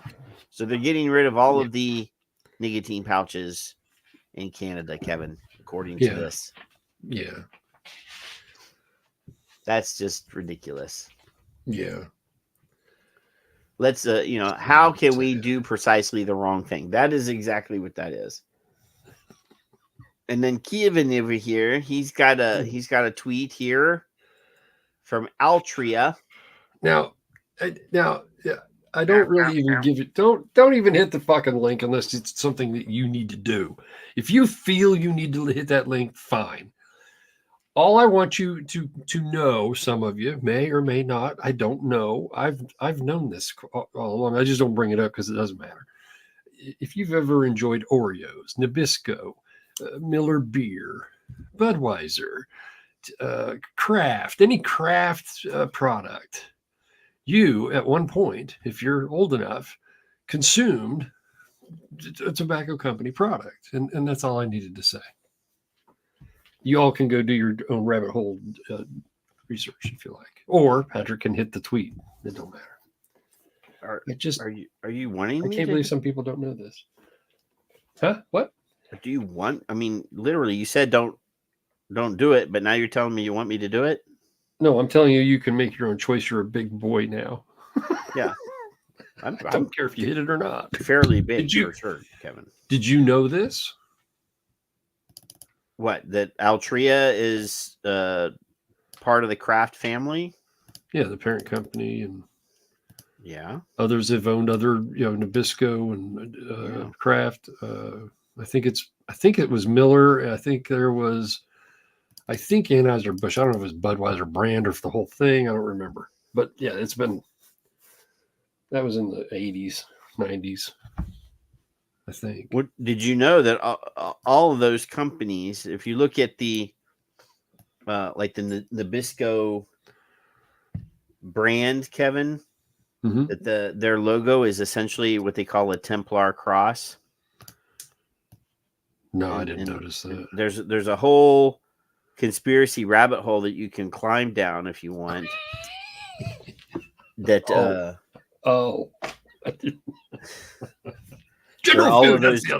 of those brands are part of a satanic cabal. Yeah. Well, I saw something that reminded me, because I was doing stupid, weird research before I started the blog, and I saw that, and I knew about some of it, not all of it, and found more later. What in the hell are you doing? And then I'm pulsing my coil to make sure that and then I saw I forget Dave's, I can't remember. Dave put something on there, and I had just put this tweet out right before or right after, I don't know which. And I said, we must have been thinking the same thing. He didn't know it, which surprised me because Dave. He used to work for those shitheads. Dave Morris. I can't. No. Oh, I thought you were talking about Dave. The other Dave. No, not Dave. Not David. No. Anyway, it was. I just linked him that tweet, and he's like, I didn't know that. How did he not know that? So I figured some of us didn't know that. So don't assume, Kevin. Now you know. There it is.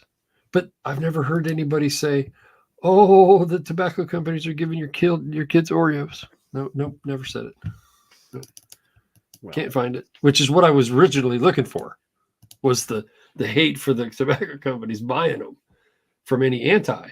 But I never saw that. So there you go. I couldn't find any. If you can, tell me. I'd love to read some of it. But anyway, it's okay. Okay. Meow. That will conclude the Vape Cats X of the week. Kitty. X's of the week, by the way. Dave's not here. No, man, it's Dave. Let me in, man. Dave. I've got the Dave's stuff. not here. I've got the stuff. Let me in. And Basketball Jones. Forgot Basketball Jones. That's a good record. Yeah. Sister that was back when there was such a thing as comedy records. Sister Mary Elephant. Class. Shut up. If you know, you know. If you don't, you're just not cool. Yeah. You're just not cool. Oh, yeah, this is a good one. A tweet? No. So you forget one? The next piece that we're going to look at here, Kevin. Oh, all right. Okay. Yeah. Is it asininity? Huh? Is it asininity? It's not. Well, it could be. This is from the University of North Carolina, Huseman School of Journalism and Media. Oh, and the title of the piece is Decoding Anti-Vaping Campaigns. Oh. Yeah. So about 2.1 middle and high school students use electronic cigarettes, also known as vaping. Vaping is often advertised as better than smoking cigarettes, even though it poses health risks. While anti-vaping or anti-smoking campaigns have successfully decreased tobacco use, how to create effective vaping prevention ads remains unclear. In an age where video ads are extremely prevalent, differences like a 30-second clip on YouTube versus a 6-second reel on Instagram could be the key to getting your younger generations to quit or prevent vaping in the first place. So this is what your friend Tahir does for a living, Kevin. Is it marketing? Social engineering and create. I've muted the twit. I don't information campaigns. That is exactly. He has no clinical. He's not a doctor. Credentials or anything. He's claimed to be a scientist. He actually claimed to be a scientist clown a while back, and I just thought I appreciated that. But yeah, his whole spiel is that he teaches and creates media campaigns for public health. Yeah. And that, that's his bag right there. That's his thing. So this is, obviously he does it in, the land of the drop bear, but Oh, he's Australian. I thought he was over in UK.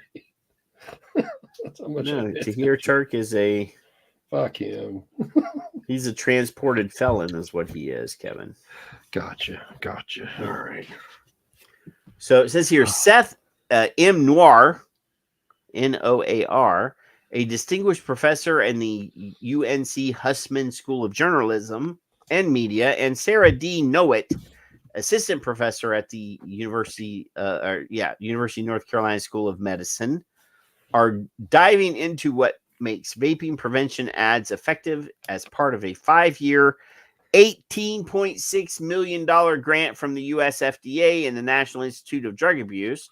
Their multidisciplinary team includes undergraduate and graduate students, a postdoctoral researcher, and the staff of the Gilling School of Public Health and the Lineberger Comprehensive Cancer Center.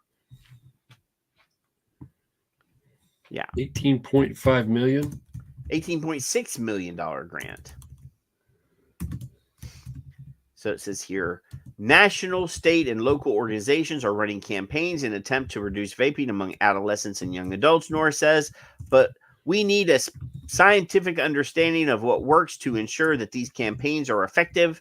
With this research, they hope to inform how health-focused organizations like FDA can curb vaping through communication campaigns. Yeah. From smoking to vaping, most tobacco. Well, Kevin, how can they create an effective educational campaign about vaping when they can't even agree on how many actual kids vape? Because one thing we read said that it was 1 out of every 10, and then the other piece that we read said 1 out of every 5. So how can they create an effective campaign when they can't even agree on how many of these kids are actually using these products, Kev? That's part of the fun, isn't it? Also, why would you want them to be prevented from doing so when they can get $18 million grants? Yeah. You don't want to deter they them don't from actually doing want to it. prevent. They just want to. They just want the money to learn to flow. how to make brainwashing campaigns. There you go. Truth manipulative. Period. $40 million in advertising and about $1 million or 56 or whatever it was, and about $1 million in research a couple years ago.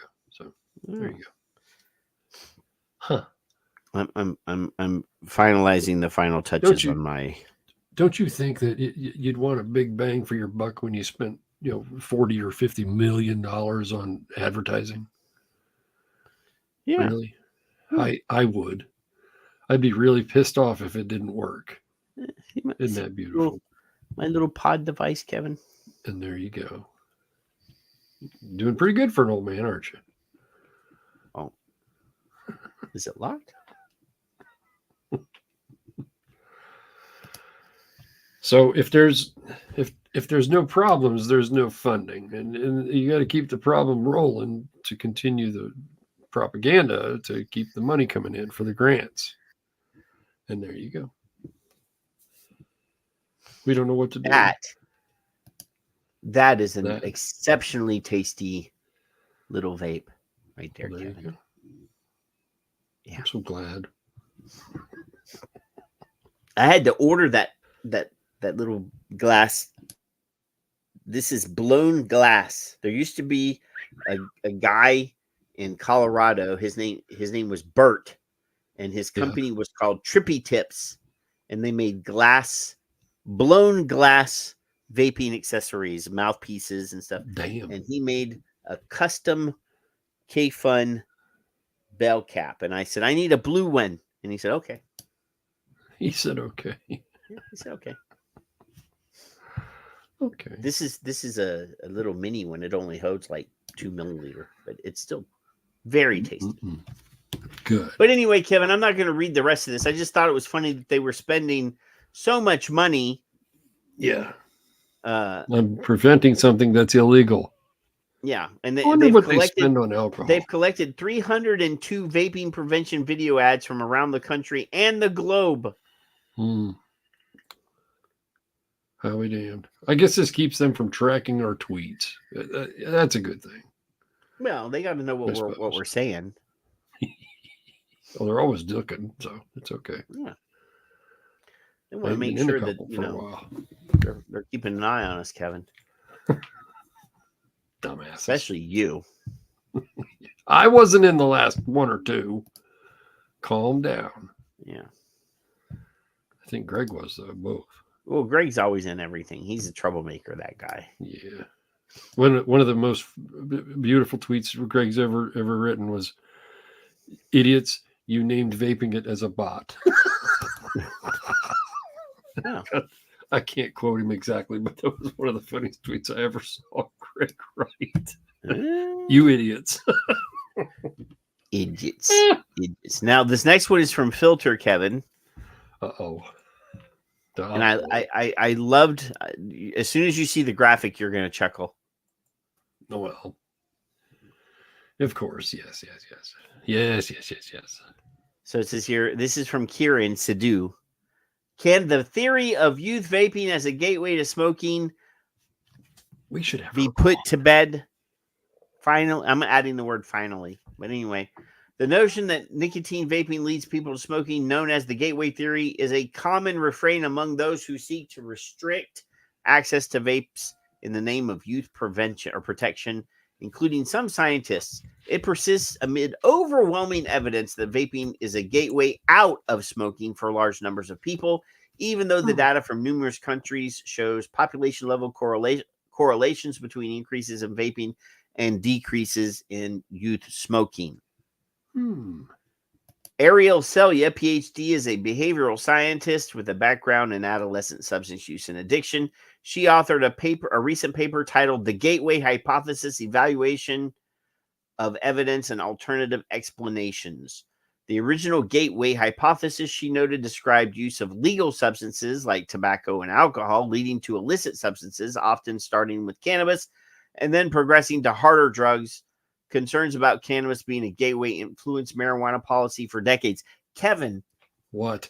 How many potheads do you know that go from pot to, mainlining heroin or freebasing cocaine?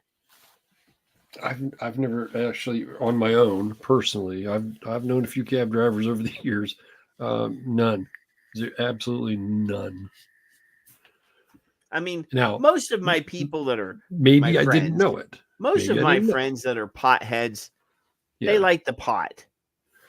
Yes. They, absolutely. And good for them. It didn't do anything for me, but none of my friends that were potheads, and they are still potheads, none of them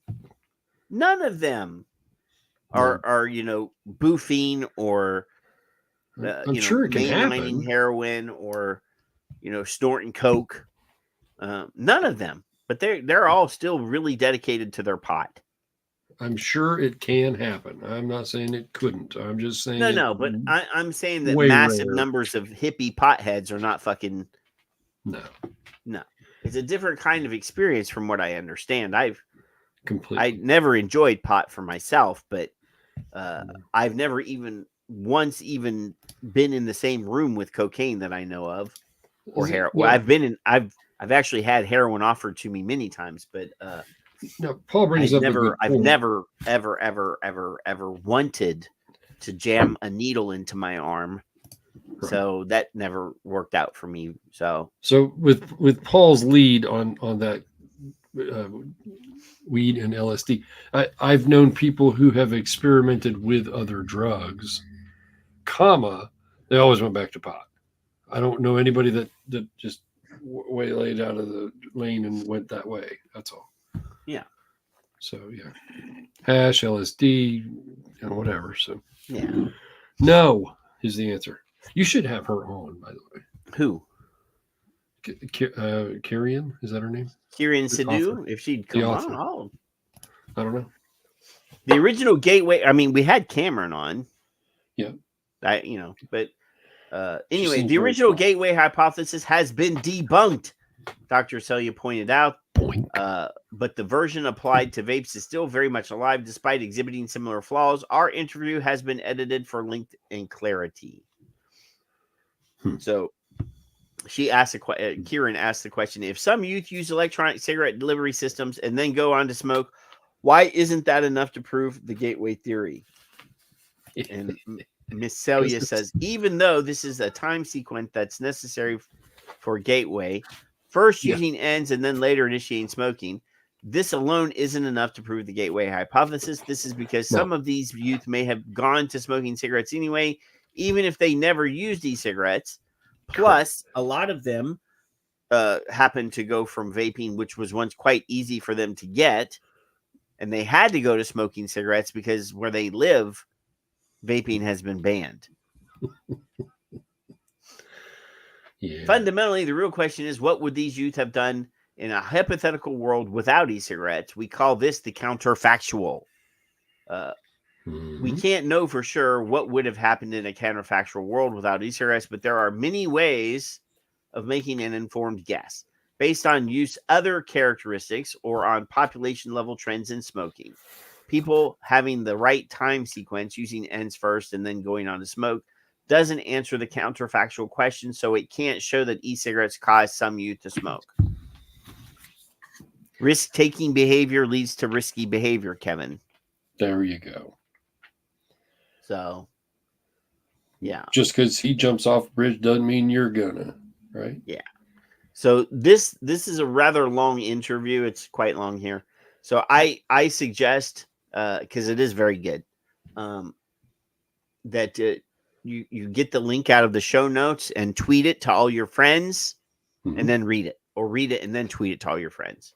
I don't know how long she's been in with Filter or how long she's been writing. I know little about her, but all of a sudden one day she popped up on Vapors UK newsletter, and I read her words, and I thought, this person is intelligent. Holy crap!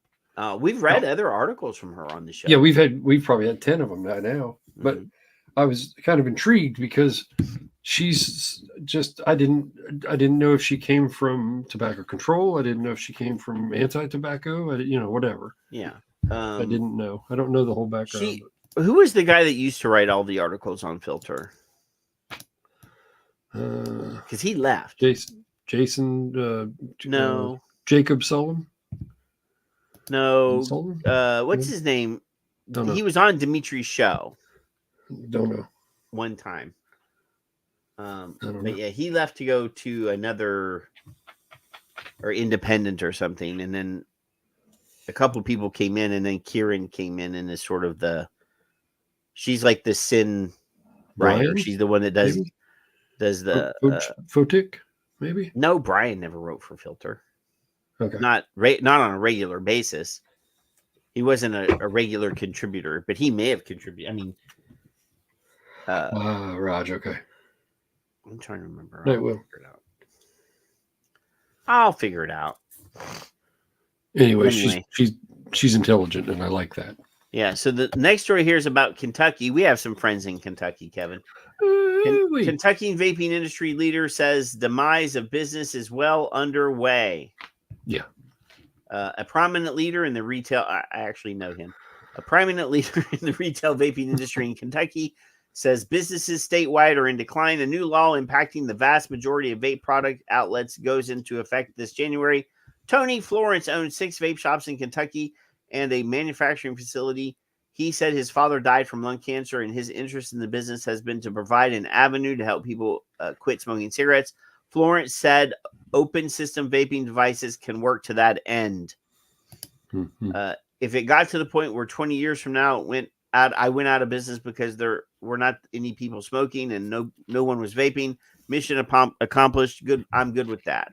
But Florence predicts a vast majority of vape shops in Kentucky will be closing in the months ahead. He said HB 11 passed earlier this year, limits legal sales to relatively few products. This is one of those FDA registered product bills. Florence said disposable vape devices often do have higher nicotine levels, which can foster continued use. I disagree with that. I disagree with that. This is something that I see people that work exclusively in the open vaping system shitting on the disposables and saying stuff like, well, people that vape higher levels of nicotine are more prone to continue. That's why they need to have, the 6 and the 3 and the 1.5. No, they just vape more. Yeah. So I disagree with that.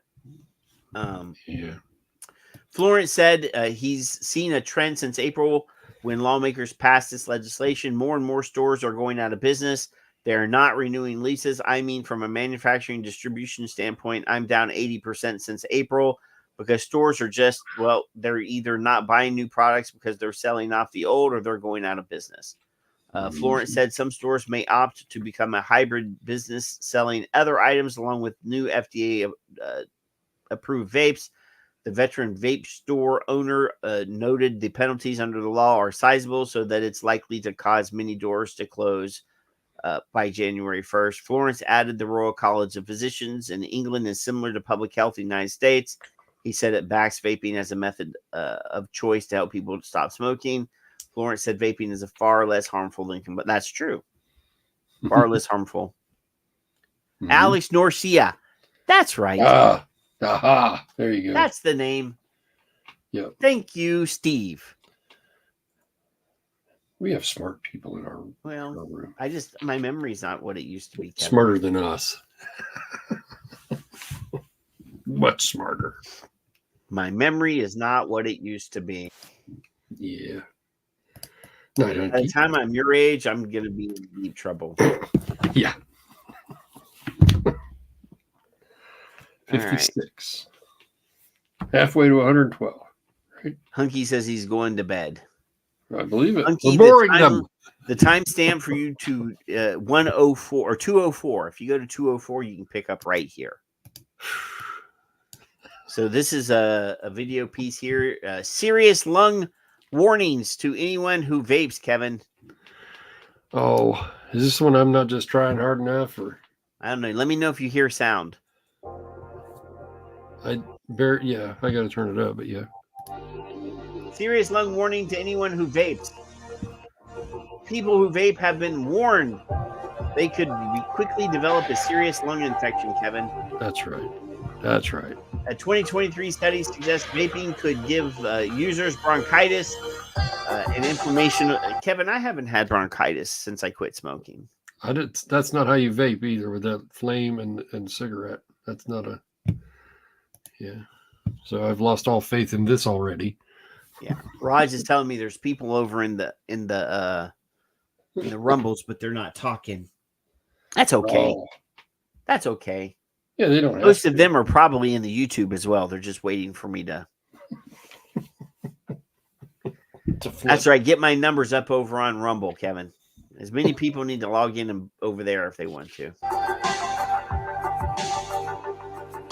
Symptoms include chest pain while coughing up clear, white, yellow, or green mucus, and shortness of breath. Well, you don't really need to be concerned too much about clear mucus, but if it comes out in a color, you need to be worried about that.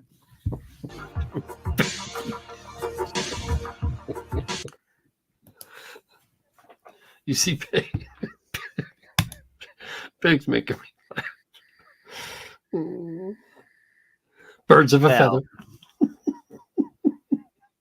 She's such a naughty girl, though, Kevin. Oh, She's a naughty girl, hanging out with us criminals. She probably used to beat us up in kindergarten and first grade. I didn't know, Kevin. I would never let no girl beat me up when I was a kid.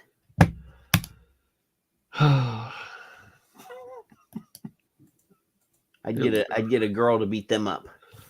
Oh, okay. All right. Yeah, that's what you do. You're not allowed to hit a girl, Kevin. No. Not allowed, but you can get another girl to hit to hit that girl for you. Gotcha. Yeah. I didn't know that. I didn't know those rules. Yeah, no. Never, but you can get one of your female friends to beat up on another girl for sure. All right, let's just skip that. Well, flavored tobacco vapes were outlawed in New York State way back in 2020. So why are New Yorkers still able to get these vapes? News 10's James De La Fuente taking us on a sting operation with the Capital Region Sheriff's Office and has more on their efforts. People in New York not following the rules, Kevin? There's no laws that are never prohibiting them happened. from. Never happened. I'm shocked. Color me shocked. Those New Yorkers, they ain't following their rules. That's a horrible New York accent, by the way. Oh my god! No matter what their ages, flavored vapes. Now, I have to question here. This is a New York sheriff. New York sheriff here with a cowboy hat on. I'm just, Or maybe he saw a John Wayne clip or something, and forget about it. I don't know. He needs to have a fedora. He's in New York. He shouldn't have a cowboy hat. It's illegal. Riding along with the Rensselaer Poser. County Sheriff's Office for a sting operation, looking to remove vapes from city stores. So you didn't Oh. just sell to a minor. Flavored vapes, nicotine vapes are illegal in New York State. And after just a few stops into the night, the sheriff's team had a bite. They found illegal vapes with their informants. The reason that we're really targeting these stores is not because they're on the shelves, but because of who they're targeting, and that's the youth. Sheriff Kyle Bergolt tells me he's been working on getting rid of the vapes since he took office, but says there are a couple of things that make it challenging. Number one, everybody wants them. Number two, they make a lot of money off of them. He says his deputies work a list of locations throughout the county looking for them. They have a list of stores. Everyone that sells is allowed to sell the tobacco products. They give us the list of stores. I believe it's over 200 at this point. And we just go through, and what we will do is hit all the stores. I mean, we haven't gotten through them all yet. However, some make it to the top of their list. If somebody's selling it and we know it, we want to make sure that they stop doing that. So as of August, they've done 76 the bad boys. They've done 76 inspections. Oh my God. 25 inspections. They got 25 violations. Of the 25, 20 have resulted in seizures, and 14 inspections resulted in a successful sale to minors. See those damn New Yorkers? You gotta lose that head. So That's they a collected, copyright infringement all over. It's That's all why a copyright. I'm probably going to get in trouble. I should probably mute that. Yeah. I did use that on YouTube, and they got me for that. Yeah. For like 20, it wasn't even 20 seconds, I don't think. Anyway, he needs to ditch the hat, and kudos for him for. Well, Peggy, I can't yell at him for not taking his hat off indoors because I'm currently wearing a hat and I am indoors. Peggy's like, you take off your hat inside, right? Well, technically, yes, but for the show, I wear a new, I got a new hat. It's a smiley face, made of skeletons. Look at you. Look at you. Now we're going to get hat ads again. No, because I have the ad blocker turned on. Yeah. I got smart. Good. I realized that I already had a dedicated browser with ad blocker built in. I'm using the Norton's browser that comes with my Norton's antivirus program. I remember those days, Peg. I don't think they do it anymore. Things that have long since passed, like holding doors and all that. It doesn't seem to. My kids do it, but it doesn't seem to happen. No. The hat thing is real. I don't normally wear a hat thing indoors. still is. It still is. Yeah, it's here in Texas. It is. I don't know about other places, but yeah, Well, I'm not when you saying come in the cowboy. house, I'm you saying take any your hat hat. out. Any hat. Any yeah. hat. Yeah, it's any I hat. learned that in the Boy Scouts. That was something that we learned way. That was in the 20s probably. Teens ed or 20s. I see it. Well, you can see it if I turn my head down. You know, with the green background, you can't really see it. Yeah, and I have to. This is brand new. Just came in today. I haven't worked the bill yet. But oh yeah. Oh, text messages, Kevin. Yeah. Text messages. It's a miracle.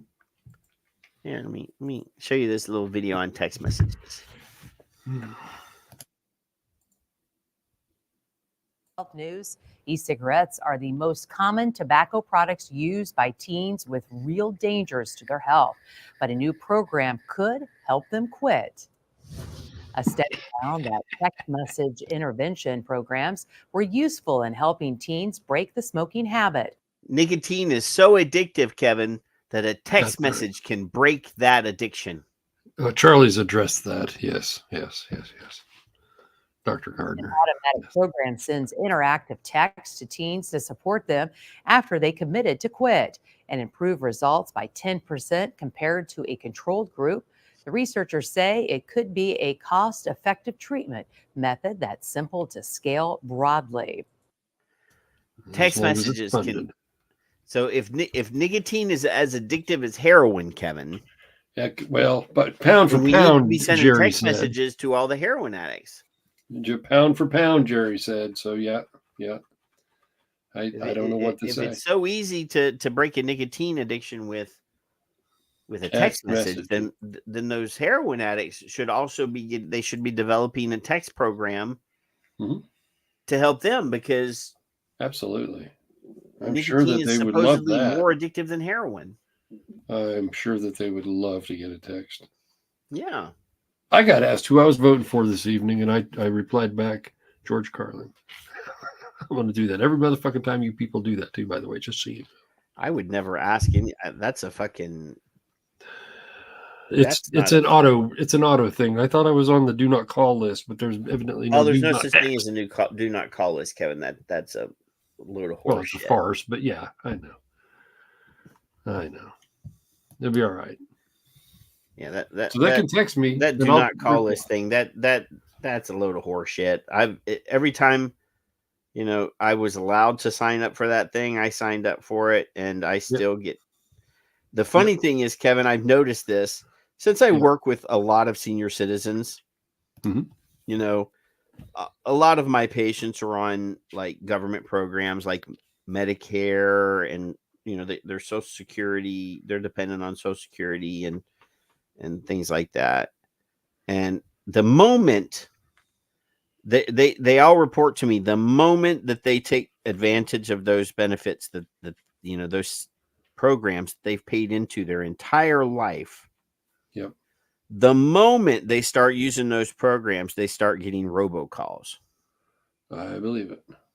And I'm like, is Uncle Sam selling? Yes, of course they are. Data to what's wrong with you? To Indian call centers, Well, the fun thing for me that I on occasion I used to answer the home phone the same way, Sheriff's Department Fraud Division, just because I think it's funny. Yeah. Now, on my cell for the work phone, I had to answer the phone. It was my work phone. My own phone today, the only people that have it are family and a few friends, and I don't have that many, and there you go. And if you're calling me and I don't know you, I'm never going to answer the phone anymore. It doesn't make me laugh enough to say Sheriff's Department Fraud Division. So I do have. I have a funny one. Keep going, and I'll tell you. Well, I do have a grandson, and I am concerned of his safety and well-being. And my two boys are still here in Ohio, and I've got family all over the country. So I will answer my phone if I don't leave it in my car, or I don't forget to charge it like I did last week. So there you go. But yeah, the do not call list is pretty much crap. So yeah. So I saw a video this week, Kevin, and I'm trying to. Yeah. And it was a call center scam. It was definitely an Indian man on the other end. Yeah. And he's talking. It starts out and you can only see the hand holding up the phone. Okay. And the guy you can hear the guy's talking to a woman. Mm-hmm. And he's telling the woman that he is such and such with the IRS, and they owe so much money, and that he is calling her to save her the trouble of being arrested. All she has to do is pay the fine right now. Mm-hmm. If she doesn't pay the fine right now over the telephone, he will sign a warrant and the sheriff will come to arrest her. Yep. So as the moment he says, because the lady says, the sheriff is going to come arrest me, then the phone, the thing zooms out. Yeah. And it's the sheriff. It's a lady sheriff. I've seen that one. Yeah, I've seen that. She's like, the sheriff is going to come arrest me? Sure. Yeah. Yeah, I That's just pretty funny. It's quite. It's funny. Yeah, that was good. Yeah, if you're calling me on my phone, you probably don't know me. Well, the other thing is that a lot of them will say, "Oh, well, Social Security called me or Medicare called me." Yep. One lady said, "Oh, I got a call from from Medicare. They're going to send me a back brace." Mm-hmm. And I said, "Do you have a back problem?" She said, "Well, no, I haven't." No. And I said, Medicare does not call people on the telephone. I said, you did not give them any personal information, did you? No. Well, no, but they knew all of my stuff. And I said, you gave them permission to send you a back brace. And she said, well, yeah. She said, it's free from Medicare. I said, well, it's not free from Medicare. That they've got your data, they've got your information, and apparently they have your Medicare number somehow, and they're going to bill Medicare for that back brace, but you don't really need a back brace. Yeah, so it's still a scam. I said, Medicare will never call you. IRS won't either. Neither will the IRS. None of them, Medicare, Social Security, they will not call you unless you have if you don't initiate the call, you do not. Right. Yeah. Right. Never answer the phone. And if they if they say they're such and such for Medicare, say, well, send me a letter and then hang up. Because they will not call you. But all right, Kev. I need to go get some refreshment on my water over here. We're gonna play a video, and we will be back in a few minutes over on the Rumbles. Woohoo! Woo! So you can go get your coffee if you need to, and I'm gonna get my water, and we'll be right back. But let me get my Rumble link for you people. You people. Those people. Good night for those of you who are going away. Yeah, I guess James is not going to come over to the Rumbles, but the stuff on the Rumbles is usually pretty entertaining. But pretty irritating? Is that what you said? Well, some of that too. Some of it. The first one might be a little irritating to you, Kevin. All right, fine. Goodbye. Because you have killed kids, and this one is about babies. But anyway, we'll see you in a few minutes.